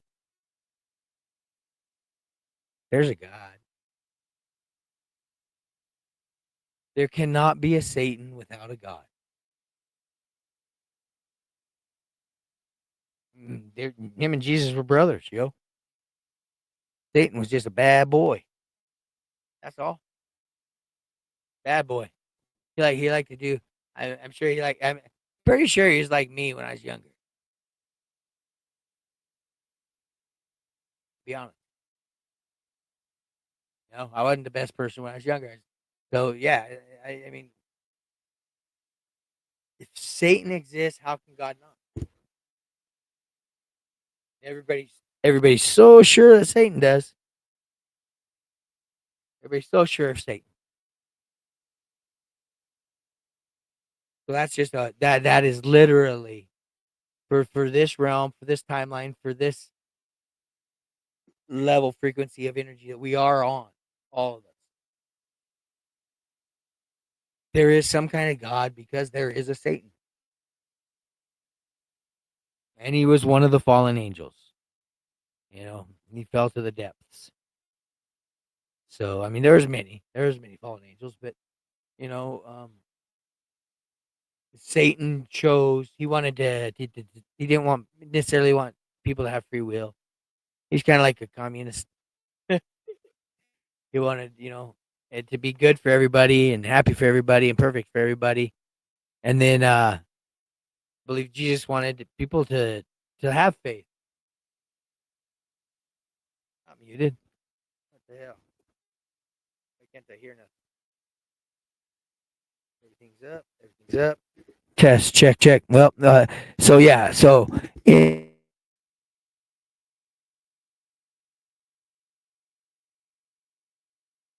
mute. Okay. So that's just a simple point right there. That's the 1-to-1 straight line, one to another. If there's Satan, there's some kind, there's a God. And there's even deeper. It doesn't just stop. I don't believe it stops at just God. I believe it's everything. God and everything. That's why I do believe in like Mother Earth. I do believe in Mother Earth. And I learned that when I was in rehab in my younger 20s. And I needed to be. But it just so happened that the guy that helps me out, not a therapist, they are just your counselor. My counselor was the medicine man. He had a long white beard. He wore leather, like he'd wear a leather vest that had the loose stuff on it. And he just taught me a lot about life when I was really young. And he was really old and wise. And this is when I was in the system, doing the AA meetings, and I was in Colorado. That's where I went, was Colorado. Actually, I went to Parker Valley Hope. And it was amazing. It really was. And that was in 98. So I've been sober since 98 with alcohol. And I appreciate that because the medicine man taught me so many lessons. And I know Mike and I talk about lessons, but there's a lesson in there where you actually, one of the steps is when you write that letter. I think it's to Saint Michael who it ends up being. I'm not sure because I'm not Catholic, but I think it was Saint Michael, and they had an area outside, and you got an opportunity to just write down everything that you thought you ever did wrong or felt bad about, right? So you did that, and then you went outside, and then there's like this little thing that they would say. Then they had a kiln there, and then you would burn the past. You would get rid of the past. Oh yeah, we are back. You'd watch it go up in smoke, and it was gone. You were able to really sort of connect something tangible to be able to let some of that stuff go that you feel like it's so hard to let go of. And I think that was step 5. It's either 5 or 7, where you write the letter and then you go out. And I think it's Saint Michael. I could be wrong. They'll have to tell me the right saint that we do it to, but you write down everything bad and then that you ever did or felt like you ever did, and then you burn it. And you actually watch it go up into smoke and go away. And it's a very emotional point in rehab. Very emotional point. So I was thankful I got to share that with the medicine man, as they called him. And I know I look just like him right now, just different clothes. But the lessons he taught me are what kept me sober since 98. Booze does me no good. I don't care what other people do, but I do care what they do around me. So, I'm not a big boozer. I just think it can do some nasty things sometimes. In my chemicals, it make me a bad boy. We don't want to be that. So, yeah. Wait, how long is that? 98 to 23. Or we're in 25. Holy cow, I didn't even know what year it was. 98 to 25. That's fair. It can get tricky. Can you hear me? 27 years. Yeah, I can, bro. It's really soft. My mic went really soft. Check, When you- check. Can you hear me? Your power cut out. Yeah. Yeah, it wasn't my power. Dude, that for the first time ever, I had a computer failure. Like, dude, years. 2 years now. My bad. I've done streams. Can you hear me? Oh, yeah, I'm here. I can Okay. hear you. Dude, I've done streams for literally 2 years now. 2 years. And I've done 8-hour long streams, you name it, and I have never had my computer completely just lock. And my computer, I mean, to the point of I couldn't even hit Control Alt Delete. Like Control Alt Delete was not working. Like I've never had it like that. So yeah, man. I'm sorry. No, it's all good. I've just never. I mean, it just happens. You know what I mean? Like it just. What we were talking about at the beginning of the show, man. Just stuff breaks eventually. And I tried to keep going on with the faith. I don't know if you heard me at all when you were gone. You probably didn't because your screen was down. But I did say, anybody questioning God in any way, I'm just gonna tell. And I told him this. I said, "Here's your guarantee. If there is a Satan, which everybody seems to hop on that train and believe, well, there's a God, because that was his son, because him and Jesus were brothers." Agree. And old Satan just didn't want the free will. He wanted everybody just to live how they wanted and be happy. And Jesus was more like on, the religious path of having faith and earning your way and believing. And then there's a big argument and a fight in the heavens. And then that's when they were cast out. And that's when Satan was sent to the depths. And so if there's a Satan, like I said earlier, there's a God. I love you, Mike. I agree. I absolutely agree. So that was my point to try to get across, to be on the other shoe, not just Mother Earth, not just the frequencies, not just the vibrations, the real faith, God, Satan, Jesus side. I agree. And there's a lot to it. You know what I mean? So there's a lot that affects people when they think about it. Is what I said that too. I mean, because you really get to thinking about it, and then you can start questioning it and questioning yourself. And then you start questioning actually everything. Because if you've based your life on something or been forced to base your life on something when it comes to religion, it is so hard when it comes time to leave. When you realize that what they've been dropping ain't what you want to be picking up. And then you make those moves to step away, and you get treated different. You're still the same person. You're still the same one that played organ every Sunday at church for them so they could have their songs since 12. I mean, take that as a thank you. right. Let me go.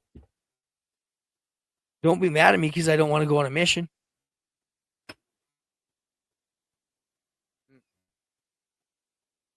No. I'm not filling anybody else's head full of that nonsense. Time to go. Yep. And it is hard. And it is hard. But there are certain groups that it's okay to step away from, It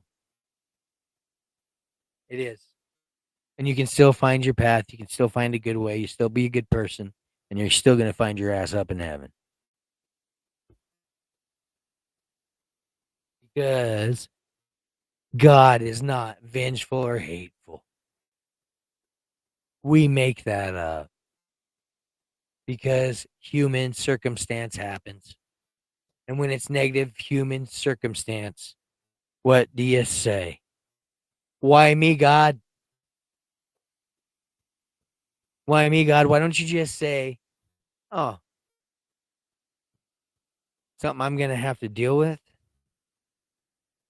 Something's going to be hard. Maybe I will need therapy.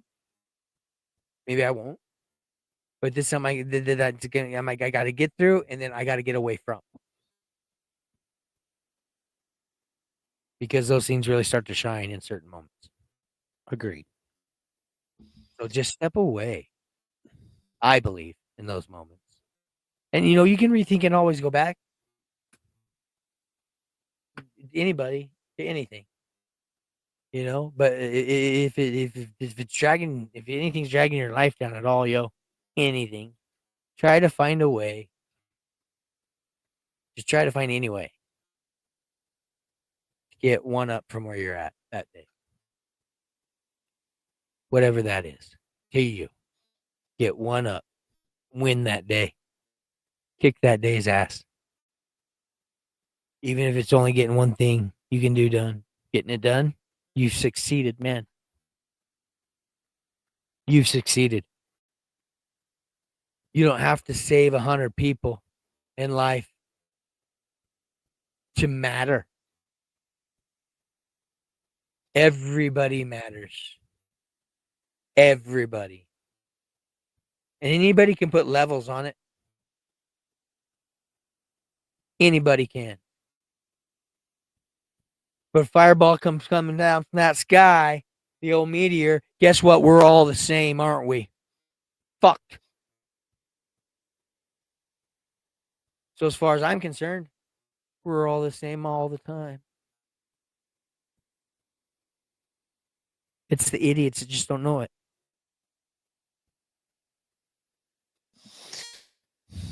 Sorry, I said idiots. It's the people that No. Yeah, we're all idiots on some level. Useful idiots, even. So I don't disagree with you there, my brother. that's just my beliefs, yo. My beliefs are very, very deep and weird. And that's okay. Because they aren't negative. Right. They're positive beliefs. And I believe in people. People have to believe in themselves. I believe in myself, or I wouldn't be sitting here sweating my nutsack off in a trailer in Nebraska at 105 degrees and loving it. And so happy to be here. Yeah. Try to get that glisten so you can see that sweat just running down my face over here. But yeah, man, everybody matters. Everybody. I think we need to relearn that as a race, as a humanity, as a combined race of humans. Not race of colors or creeds or nations. A race of humans. Because then you want to step a bit further because there's a race of AI robots coming for your ass anyway. Yeah, that's something that, man, I mean, we're all Shoot for the knees, shoot for the knees, shoot for the knees. I agree. I think it's, yeah, man, it's We're we're all having fun and talking about how important we are and how much we mean to each other and this world. And really, at this point, we might just be AI food. Literally, AI is just using us the way we use cattle. They're going to figure us out as a form of energy somehow. I mean, it may be manual labor. It may be running a wheel like a hamster. Yo. If you're a bad human, go run in your hamster wheel, make us some energy for 12 hours. And if it stops at a certain speed, you'll be electrocuting yourself. So get back to running, son. Nobody knows what's coming. Yeah. And they're ignorant to it, though. Yeah. And that's what I don't like. I think a lot of people need to wake up to some real things in this world that are going to happen in the future. And we can't do a damn thing about it.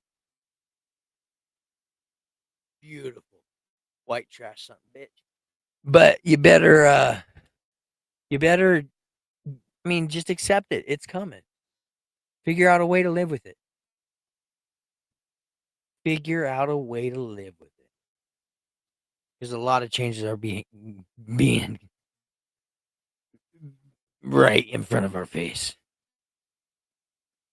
Right now. You really look, everything's changing in the world.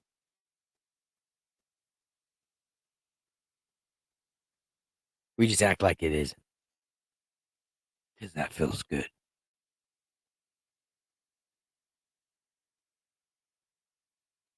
I agree. Well, and I think we get caught up on things that aren't all that important. So we don't have to focus on the things that are all that important. You know what I mean? Yeah, like me telling you to fuck off earlier all the time.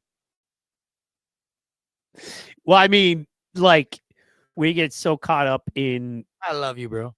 Absolutely. Well, and hey, don't get me wrong. I'm blaming myself. I'm the pot calling the kettle black, but I mean, look, man, let's be honest. Football and slap fights and UFC don't really mean a whole lot in the grander scheme of the world.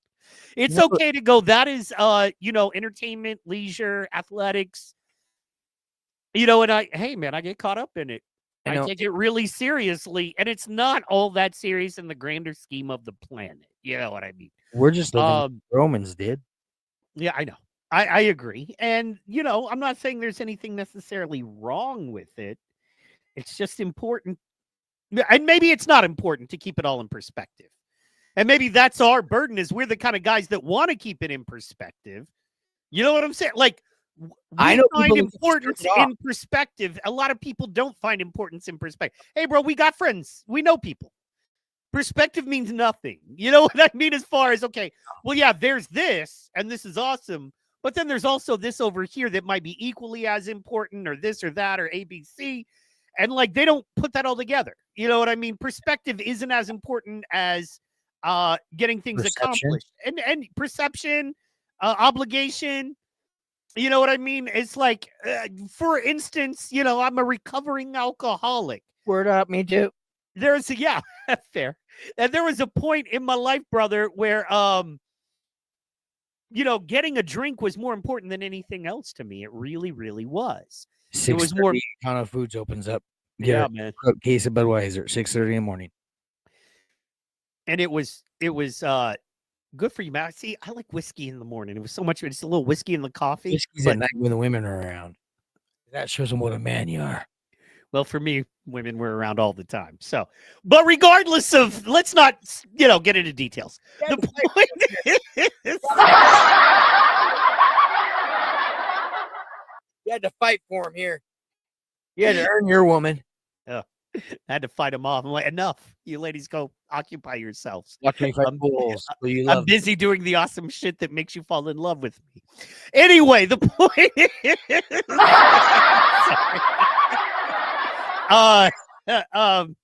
the point is, damn it, I forgot our point. Oh, perspective. Perspective. The key, my friend, is perspective. Knowing where you're at and knowing what you want and knowing that you're the reason that you don't have what you want. And that's okay. But accepting the reasons you don't have what you want are ultimately up to you to change. That kind of stuff. Perspective. And a lot of people don't want or need perspective. You know what I mean? They're like, I'm doing what I'm doing and it's fine.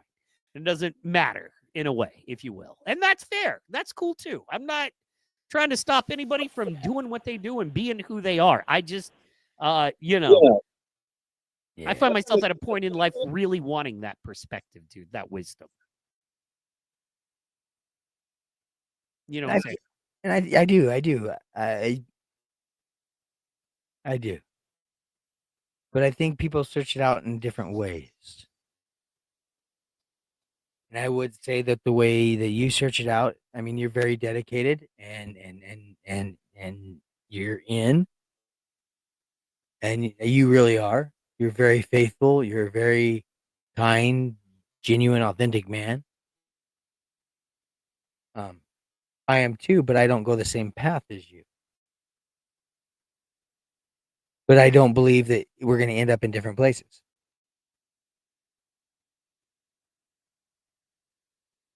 Hey, man, I mean, who knows what path they're really on anyway? You know what I'm saying? So, Earthly, spiritual is what I take. yeah, most people I know are going one way and then they end up switching and going the other way. You know what I mean? Or maybe not switching, but life just leads you like, oh, I'm going this way. Well, now the road is led over here, and now I'm over here. You know what I'm saying? You got to have the So- character and be the person to do that, though. You got to be able to ride the wave. Whatever wave you're facing, whatever wave is coming your way, Mhm. you got to be able to you got to be able to handle it and ride it, you know? Saying it, ride that wave, though. Whatever wave comes your way, do your best to just get on it and ride. As far as it'll take you. And then when it lets you off, get back out there a little deeper and find one to take you a little higher and a little further. Yo.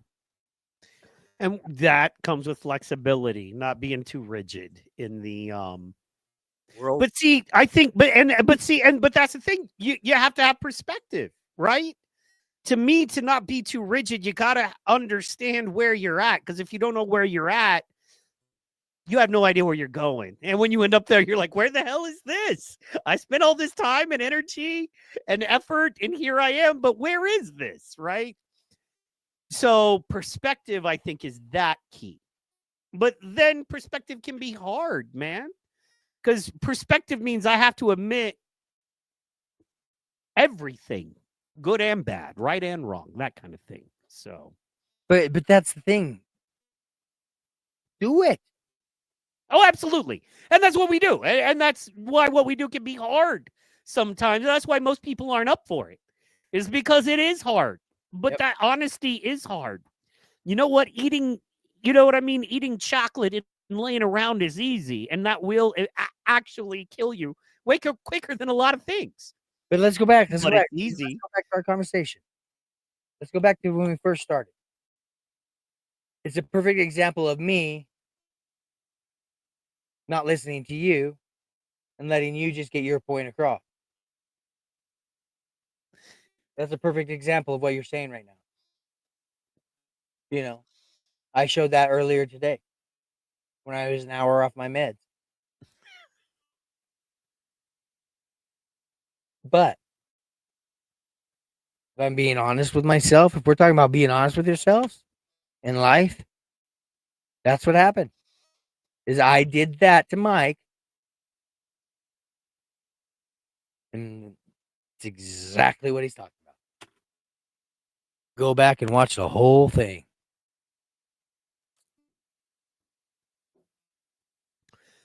I definitely like it as So a sorry. microcosm. So I apologize. Oh yeah, no, brother. Hey man, that Hey, I don't. You know what? Honestly, I should be thanking you, because, man, who wants another stupid fucking podcast where two guys get on and they're like, we're buddies and we agree, and yup, all right, have a good day. Enough. Let's be real dudes to our friends, and it's like sometimes friends disagree, sometimes friends argue, sometimes friends frustrate each other, but they're not friends. They never don't respect each other. You know what I mean? And sometimes they work shit out. But see, that's how you know you can, in my opinion, that's how you know you can trust someone. If I can't ever say words you don't like, and if I do, you shut off and your friendship is no longer available to me because I said words you didn't like, shit. well, then we're not really friends, in And my that guy's a opinion. pussy. You know what I'm saying? Right? And that guy's a pussy, whoever it is. But if I can say some stupid shit, and not like fuck your mother, nothing like that, and not you, and I never would. But if I can say some things you disagree with that you deem as stupid shit, which I am going to do, trust. I can promise you, water is wet, sun will rise. I'm gonna say some stupid shit. There's a But bear. regardless, There's a bear shit in the woods. Huh? I never understood that one. Like, but anyway, Well, the answer is yes. well, yeah, but I mean, but anyway, it's just a lot of work to say yeah. Like, isn't the point of having something like that is to like Seems like we like to make it talk about easier? shit here in the West. Dog shit, horse shit, bullshit, full of shit. Hey, you can turn Gotta take a bullshit. shit. You can turn bullshit into explosives. Yeah. And it can help you, and you can start fires, and it's good kindling when it's dry because of all the grass and all the weeds and everything they eat that's inside there. Mhm. Oh man, that shit'll burn forever, yo. Get yourself a cow turd. Get yourself a cow patty. That was Bear Grylls did that one time. Did he? So I taught him. he lit a cow. He was like, you can use this as kindle. Like it is highly flammable, and if you can get a fire started, something about Bullshit. dried crap, bull crap will. Yep. So Any animal that's a herbivore, you can do that with. They're shit. nice. There you go. That's a survival lesson when it hits. Heck yeah. First one's landing here, and it's called karma. Who needs Mormons? I'll just be out of town. Absolutely. I'm pretty sweaty.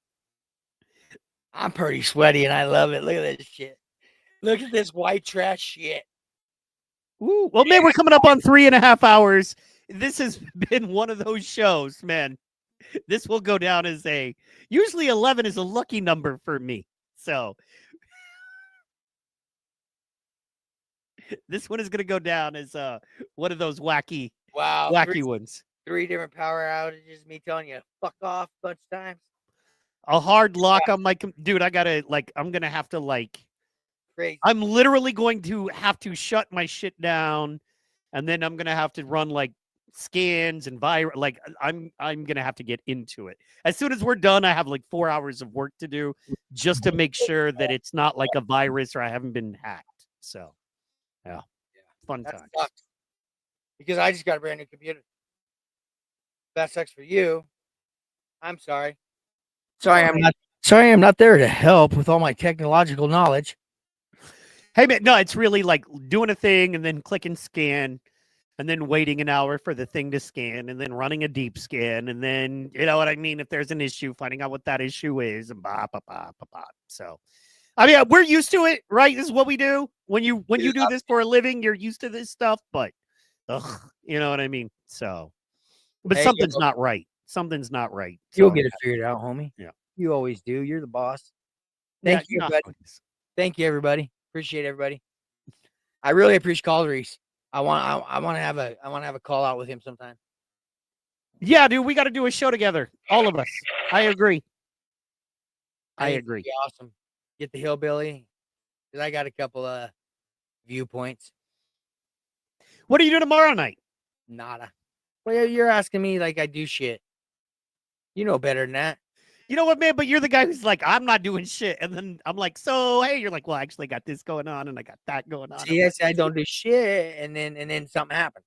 And then you got shit. If I count on something, it don't happen. So I just always say I ain't got shit. And then That's kaboom, fair. shit That's happens. fair. That's fair. Yeah, tomorrow night I'm trying to get Dawn on. So, because I really want to go over before 14, which is happening soon. He's got some great stuff from 13. You know, he's got some great stuff from 13. Pictures, video. I know he does. Keepsakes. And sister, Yeah, he's got some badass shit. So little sis, she gets stuff too. Little sis works it too. But they get lots of stuff, so they got good shit. Yeah. But look, I was just kind of showing you the glisten. There, oh, now you can see better. Oh, woo. look at that shine. Hey, ladies. I can't see you because I'm sweating in my eyes. You're a sexy man. We're gonna have to keep the ladies off you. They're gonna be all around you, all over you. Oh no! They'll take all my money. You know better than that. You know better than that. Hey, You're not going to let him have the money. bitch ain't gonna get $1 out of me. PIMP. Yeah. That's what I'm saying. Oh man. Okay, so everybody tune in tomorrow night for PT Pod. Had my original guest. Very excited. Her name is Megan. She is someone who has overcome heroin addiction and some crazy shit. addiction. She's a great lady. You know, on PT Pod, I like to get deep with folks on some stuff. And sometimes it'll be a slap fighter, and sometimes it'll be a small business owner, and sometimes it'll be someone who's overcome addiction, who has an inspiring story that I just think could help other folks in her situation. She's actually working right now for a pardon with the state of Oklahoma because she's really trying to get her stuff together. Seems like a great lady. And, you know, she's really trying to help folks struggling through addiction, and to be able to come out of poverty and heroin addiction and stuff like that, that is a superhero in life. Yeah. So, definitely, you know, going to have her on. But so she was supposed to be on tomorrow. She can't do it till next week. So we're going to do next week with her. So tomorrow night's a little open. And I was really hoping Don would be on, and we'll get you on. Man is down. And, you know, we'll just kind of do a power slap time too tomorrow. Oh, you're inviting me to a power slap time? Uh-oh. I do all the time. I did yesterday too. And I couldn't. I was still figuring stuff out. Couldn't even get the TV and VCR to work. I actually have 2 VCRs in here, bro. That is awesome. That is awesome. Fight me. I got 2 VCRs. Guys, if you're listening, make sure you drop a line in the chat and let us know. We sure appreciate you listening. What do you want to leave the people with, Vern? Hey, follow me on all my socials. Facebook, Insta, YouTube. I'll get stuff going here. I've got moved in. I've lived here in this trailer, roaming around for almost a week now. Yeah. So I'm over. Actually, yeah, I'm succeeding. I'm succeeding. I'm succeeding.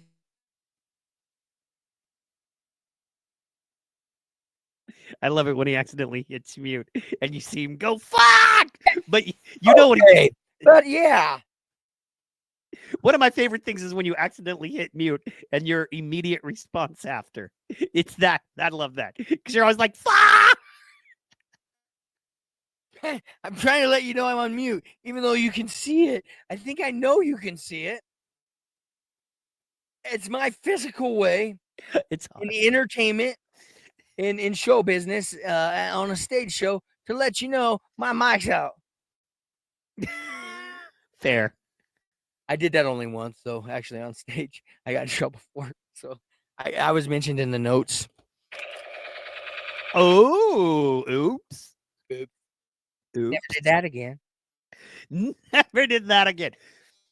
But yeah, guys, remember the key is faith and a sense of humor. You got to have both, because you can get clown pilled so hardcore that you become cynical and everything is a joke, and you turn off the ability to give and receive genuine love, a human staple, something that we all need. And you know, you can become so like everything is just such a joke. It's called clown pilled, right?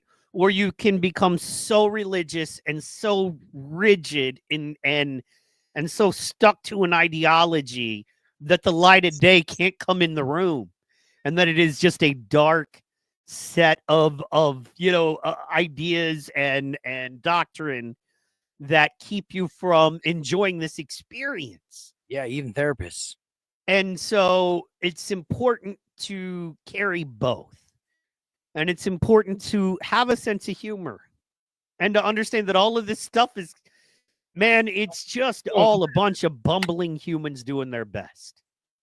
A bunch of humans doing their best, and nobody's perfect. And no matter how great you think somebody else is, they're just a flawed human just like you. And remember, if you in that situation, you know what I mean, are doing your best, and you would maybe make the same mistake. Remember to give some folks grace. But that's where the sense of humor comes in. When you have faith in God and you understand there's a higher power, there is something better than us and higher than us that we come from and go back into and flow. And the energy of life, that life energy, that is a very legitimate thing that actually has weight to it and mass, your spirit. It's important when your spirit gets hurt, man, to have that sense of humor. It's almost like your armor in a way, and understand poor people just being people doing people things. It's like the movie Man on the Moon. And in the end, you got a sense of humor about it all, because it's the one thing. Your faith is going to keep you tied to humanity and a human, and your sense of humor is going to keep you loving humanity and able to deal with the inhumanity that you deal with when you are in fact dealing with humanity. That all makes sense, you know. So have faith in a higher power, in something greater than yourself that you know you can tap into. Anything. And remember, if you're not laughing about it, you're missing the point to a little. It's like imagine if life is a big ass stand-up comedy show, right? And you're sitting there and you're not laughing at anything. And everybody's like, okay, well, fair. And, you know, the comic is talking about marital problems and the stress of getting to work and his crappy boss and the stupid TV show he watched. Not necessarily any of these things are necessarily funny. But if you have a sense of humor about him, and you have your humanity, and you all understand we're all tied together in this thing, and that's supposed to be what it is, and y'all can laugh about it, you all can do it together, man. That's a humanity thing, and a thing that ties us together, and I think that's faith and comedy, man.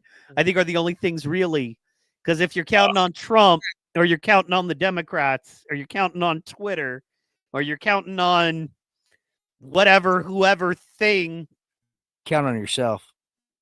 And you're not counting on your ability to get through this. You know what I mean? So, yeah. Count on yourself. Agreed. Whatever support system you have, take it. But you take charge. You lead. And you take hold of it for yourself. He's right. He's right, you know. But you don't have to take my word for it. He's sweaty and he's right. Burn right. So, yeah, man. I mean, what is it? Nobody gets out alive. Don't take it too serious. Nobody gets out alive. That's my whole caboodle. And I love that. And then just to kind of hit that one more time, just to kind of bring that back around. Don't take it too serious. Nobody gets out alive, but also don't get too hemmed up in nihilism where none of it means anything. Because like you were saying earlier, what you do matters. Is something you said earlier. Maybe you don't save 100 people's lives. But you still matter. But maybe you do. And you never know. Just because of an emotion you made one day. A whole butterfly. I mean, that's my belief. You know, like I said. So everybody's important. We all make this thing tick. We can make it tick good. We can make it tick bad. All day. For instance, yeah, absolutely. And bad and good are labels, right? Too. Yeah. And that's a whole nother thing. But you know what I mean? Good to a lion is getting that baby monkey. Bad to the monkey is the lion getting that baby monkey. Relative. So good for the Nature Channel. Either way you slice it, be the Nature Channel. Don't be the monkey or the lion. Be the Nature Channel. But I think it's just so important in this that you realize the things that are important and what you do have. Like you said, save yourself. And the tools you use is faith and humor. You know what I mean? it's beautiful and wonderful and so freeing to know that everyone is really just a child in a way. You know what I mean? Oh, We are all just trying to figure out how to not get shit on our hands. You know what I mean? We're all just trying to figure out how to keep our lights on, keep ourselves fed. You know what I mean? When we get when we feel sick, what we can do to feel better. yeah. I mean, it's Health really is big. freeing. Yeah. Health is really big. Health is really big on faith too, yo. That's agreed. Health is everything. You know what I mean? So, It affects. and it's funny how they spend a lot of time and energy trying to get us to focus on not our health or things that are actually detrimental to our health. Perspective. Going back to perspective. Wait. Is this healthy for me? Is this going to extend my life or the life of my loved ones, or is this going to take a little bit of life away from all of us? Look at all those 90s commercials. Look at all that color. Yeah. Look at all that different stuff. Look at all the corn syrup, the sugar, the poison. Oh. You know. I mean, just seriously. I mean, gelatin, what gelatin really is. Come on, yo. Do some research, folks. See how much jello you make. See how many gummy protein. see how many, That's good. see how many gummy bears you eat. See how many gummy worms you eat. Do research. Yeah, for sure. They don't. Yeah. It's not healthy for us. They don't do things that are healthy. They do things to make money. In any shape or form. Even if it's and then and then when somebody comes in and tries to do healthy things, they get attacked. So, you know what I mean? It becomes they use politics to keep people unhealthy. Straight up. They forget how to breathe. So, I mean, to the point of it, I know this for a fact because of the world I live in. I know. You know, RFK wants to, come out and cut sodas. And then people are like, you can't cut sodas. Come on, bro. And it's like, okay, fair, but sodas are detrimental to everyone's health. There's not a person in the world that needs sodas to be healthy. No one. But still, I'm living my life. Mofo, bring it, RFK. I want my soda. I'm not saying you don't, man. I'm not judging you. Can we Personally. get him yet? Can we get him yet? Are we there yet? Personally, yeah. And once again, I'm not making it a call. Look, for me, I'm Mr. Freedom. I think that you should be able to buy whatever you want with your food stamps. Yes. But you can't. You cannot. You right. cannot. I agree. Yeah, no, I understand. That's why I'm not for government grocery stores, because they'll decide what you get and how much you get and how much it costs instead of the market deciding that. So, you know what I mean? If they decide that there's too much bread in your diet and that, you're a person who lives basically off food stamps and you buy your food from the government store and the government's decided you've had 4 loaves of bread this month and that's too many. And now it costs you $200 for a loaf of bread. So you don't get no more bread. Period. The end. I just don't want the government making those decisions for me. So yeah. Nope. I get it. But that's pretty much what that bill signed, I think. Isn't it? When that no. Or is it separate from it? No. That's no. Okay, they separated that from it. Okay. I thought there's so much crap in there, man. I can't keep track of what's in the bill and what isn't. Fair. I'm sorry. I thought it was in that bill. So I know it's like thousands of pages, dude. You can't. I know. No one can. Sorry. No, I can't. Who can? And then understand. And then the dirty trick about and this is like why I quit doing a political show, because it's so deep. Because okay, you got the bill, right? Yeah. We could decide to do a daily 2-hour podcast tomorrow. And we could spend the rest of the month just going over the bill that is passed. Right? Now, you go one step past that bill and you have all of the executive orders. You have all of the executive orders. You have all of the what do you call them? Allowances. Then you have the laws that are they call them carve-outs. So basically, it's like, yeah, here's the rule, but we have a law that was here before the rule, so we can enforce the law, which basically nullifies the rule.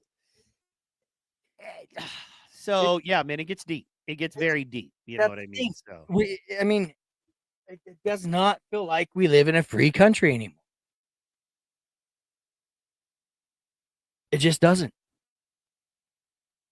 There's so many cameras. There's so much control. They watch everything. They know everything.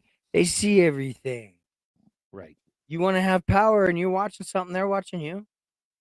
You got a little Alexa, that little yellow spinning thing at the bottom is them listening. Or making a recording at least. I mean, not them necessarily listening, but you've said something to trigger something to record whatever's next. You know? When I was when I was 10 years old, it was 1984. And this is the kind of thing we were terrified of. Is the kind of life we're living. It's just with a higher technology. I remember when people were deathly afraid that someone was listening to your landline. And now and now you don't have a good phone if it's not constantly listening to you. Yep. Your phone does not meet your expectations as a consumer if you can't go, "Hey phone, do this for me." Right? So the phone's got to constantly be listening. All I got to do is reach up here. Here you go. I got myself 2 of these. Screw them. Yep. There you go. I got 2 of these. I got 2 of them. Right up here. Right there. Right, literally right there. Breaker 19. Breaker 19. I love it. Gosh, ready to live forever. El Cockroacha. Never gonna go nowhere. Not till the beard hits the floor, yo. Yeah, you are going to be a hard one to kill. You know what I'm saying? So that is yeah. They say the stupid live the longest. there you go. I'm living it. Loving it. Love you, Mike. I love you, brother. I love you, brother. And I love what we do. And we're having fun. And we're going to be doing a lot more very soon. We're excited. For now, to the people, we'll just say stay tuned. Hopefully tomorrow night, it looks like I'm going to be able to get Cardman on tomorrow night. So I'm excited about that. Acclimating. To your new studio, yeah? Yeah. Or my, moving to as I'm heading to my new climate, I'm learning to acclimate. I love it. New climate's going to be warmer. Yes. Which reminds me of one of my favorite books. The title of one of my favorite books, Fierce Invalids Back from Warm Climates. Ooh. Have you heard of that book? I haven't. What's it about? I have not. What's it about? It's from Richard Bach, the same guy who wrote Jonathan Livingston Seagull. Here, Let's do this. Let's do this and then we'll go. Dude, that's right. Let's see here. I got so much sweat running through the bottom. Oh my gosh. Like a washcloth. Fierce Invalids Back from hot climates. Sorry, from hot climates. Still considered hot.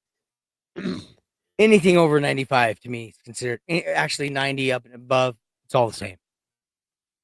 Yeah, it was 2000. I didn't realize it was so new.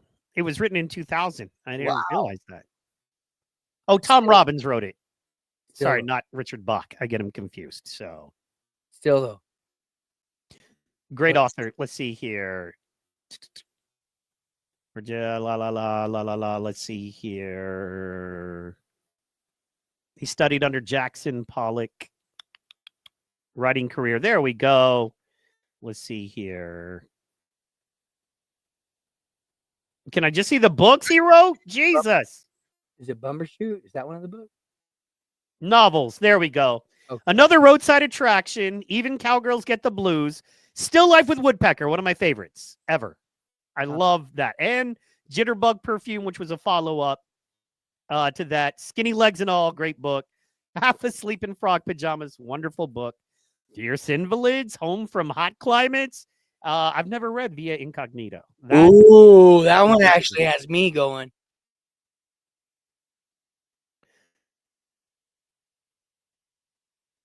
in response to 9/11 and commentary on the Vietnam War. Very Oh, snap.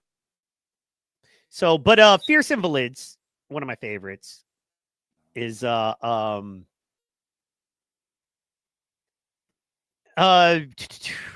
like how there's not a lot of information on it.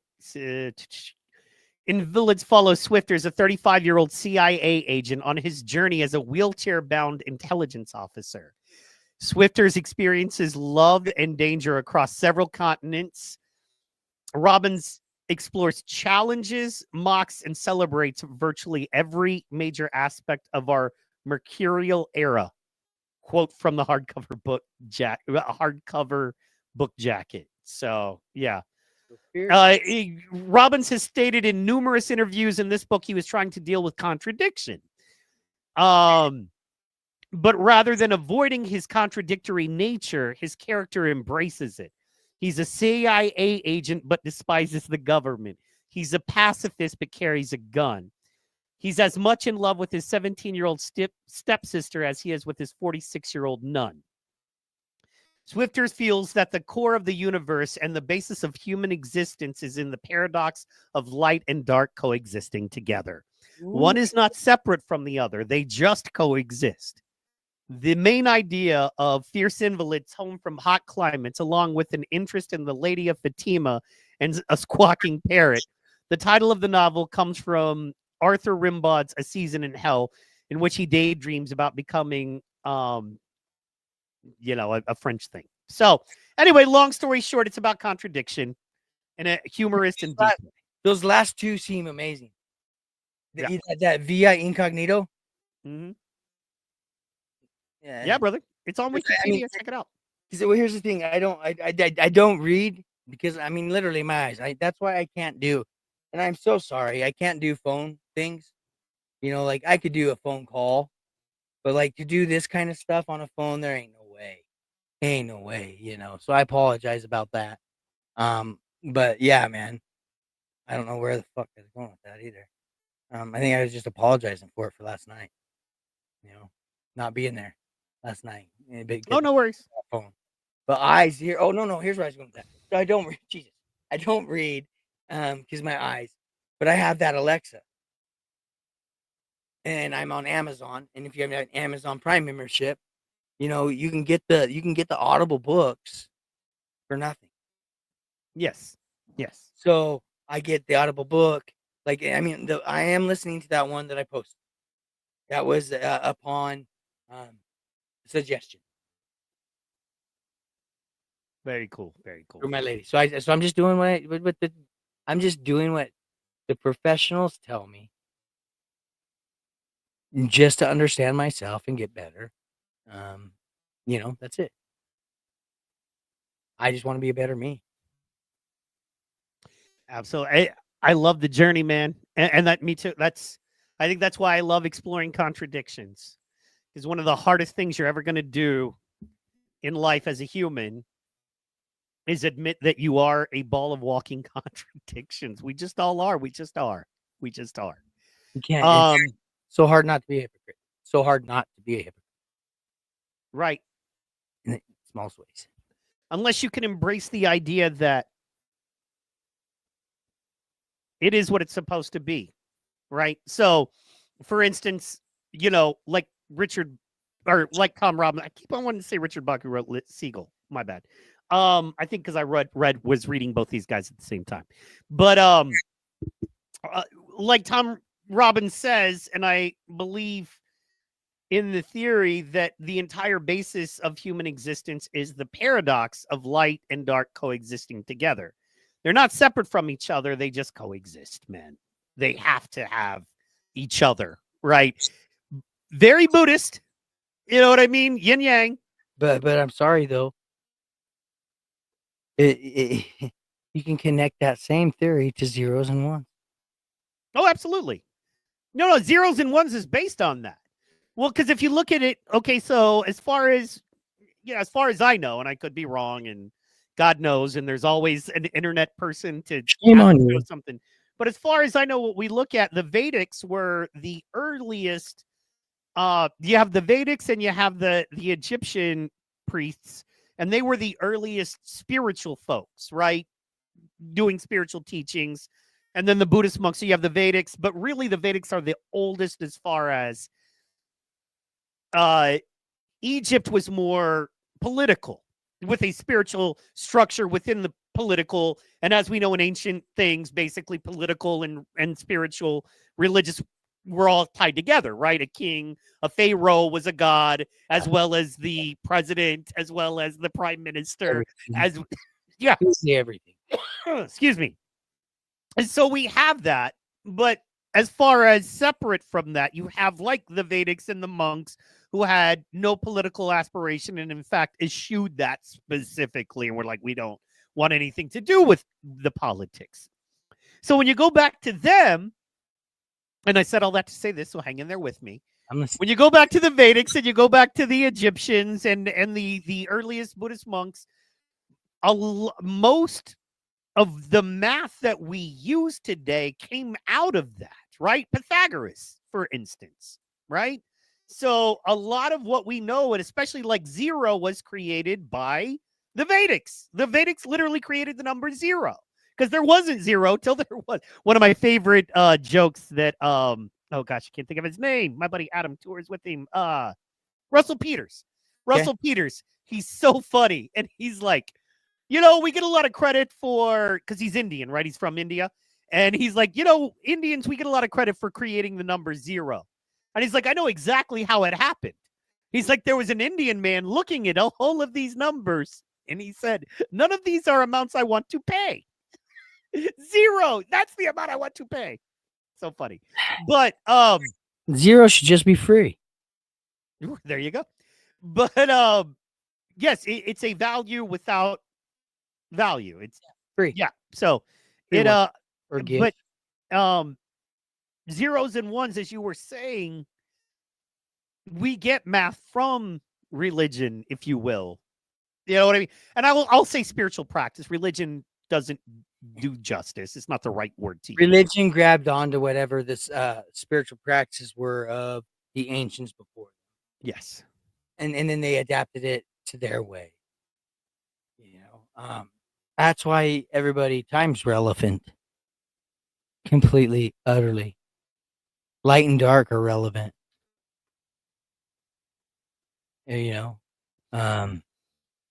What you choose what you do in whatever light you do it in, but do it the best. Whether it's in the light, whether it's in the dark, whatever you do, and so long as it's positive and good, do it the best. Take whatever energy you can from that light, from that dark, like he's talking about, from the zeros, from the ones. Whatever you can filter positively out of that, use it. Use it in what you do. Be the best.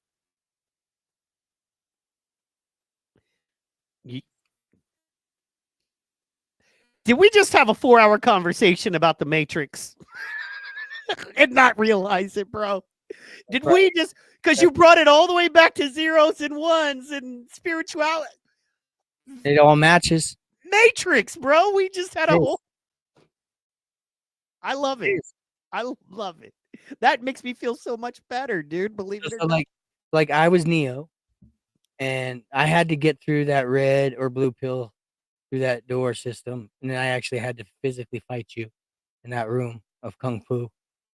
And we had that physical fight in Kung Fu. I was convinced, and I came around, and then we got going. We practice, you know what I'm saying? We got to practice. Yeah. I don't know. That was a hell of 4 hours. I was willing to sit here and sweat through every piece of clothing I have on me right now. I keep trying to let you go. No. I'm good. I'm good, man. I'm good. I'm so happy. I'm good. All good. All good. I just got to talk to you. Which, fuck, man. Maybe shit, man. Maybe even some of that was just being pissed because we haven't talked for so long. Be honest. Possibly. I mean, those two things, that thing breaking, that was definitely part of it. Because I was flipping the fuck out. I was cussing. I was yelling. Well, and bro, hey, look, I mean, So I'm sorry. I used to, but bro, for my shit to lock up completely, like I couldn't even hit Control Alt Delete and anything work. I had to unplug. I had to pull the cord. I've never had to do it since I've been podcasting. Since I've built my studio, I've never had to literally pull the cord out of the computer. You know what I mean? To get it to. I say some shit, yo. I do. I say some shit, and that's probably what happened. I'll guarantee it. I said something, and yeah, so they fucking shut you down because you were the head of it. Who So knows? shut the whole thing down, and then you just plug back in, and here we go. And we got deeper, we got better. All day, every day. That's what we do. That's what we do. I love you, man. Get some cool air on you, please. Dude, I'm a sauna. You told me to take a sauna, bro. And yes, but not during a podcast. I like Vernon's like degree of difficulty. Multitask. Yes. Multitasking, yo. Taking a sauna during the podcast and trying to share my feelings of life and how I feel about it. We actually got to do a podcast in a sauna when you get. We're gonna do a sauna cast. We're doing a sauna cast. Oh, I can't wait to show my titties. Can't wait. Oh yeah. What's funny is it won't be any big deal to you. You're conditioned now. You'll be like, I'm not what? I'll be like, I'm dying, man. So anyway. Oh yeah, I'll be used to sweating by then. Trust me. Look at me. I'm completely fine. I talked to you for another 4 hours like this. I had a stroke. I got to work. So, guys, tomorrow night, tune in. PT Pod, same bat time, same bat channel. Huh? I didn't realize we were still live. Sorry. Yeah, no, we've been live. Yeah, I didn't realize that. Sorry, my bad. I love it. I'm glad. Okay. Well, now I got to ask. When did you think we stopped? How long did you think we were done? When I started to talk about like personal stuff between you and me, I thought like after that story of everything of the Matrix, that was off. It turned off to me. Ah, fair enough. Okay, in my head, the Matrix, it was so deep that there's where I was going and what I was saying, and realizing the conversations we were having where it leaded, like you were saying. Yes. And so then I thought, show was over. Sorry, everybody. My bad. Oh, no worries. I'm happy, dude. I'm glad when we get a slice of the real. You know what I'm saying? That's good stuff. You know what I mean? So, absolutely. I love that. Dang, I gave you a whole 2 large order of pizza reel earlier. Some bitch. Sorry. No. I want to end with an apology to you about this. No, stop it. No apologies needed. Bro, you came today and you brought it under heat and malfunctioning shit and all kinds of things, bro. All love and respect, bro. You brought it today, man. You rocked it out, dude. No diggity, no doubt. Honestly, bro. Legitimately, bro. You brought it today. Just call me Stanky. Just call me Stanky. Thank All right. All right. Well, I'm going to shut her down then. Officially. Guys, thank you so much for tuning in. Sorry about the mess today. We went extra long to make up for the craziness. And make sure you tune in tomorrow night. It's a shorter show. And we'll be talking to Superfan about some of the awesome experiences he had at 13. And just hanging out with the boys. It'll be fun. We'll be able to talk Power Slap, but we'll be able to talk other things too, because it won't be a Power Slap focused podcast. So I think we're going to have a lot of fun. So check that out tomorrow night, 7 p.m. Central. Guys, thank you so much for tuning in. This has been That NoOner Show, episode 11. For you get the...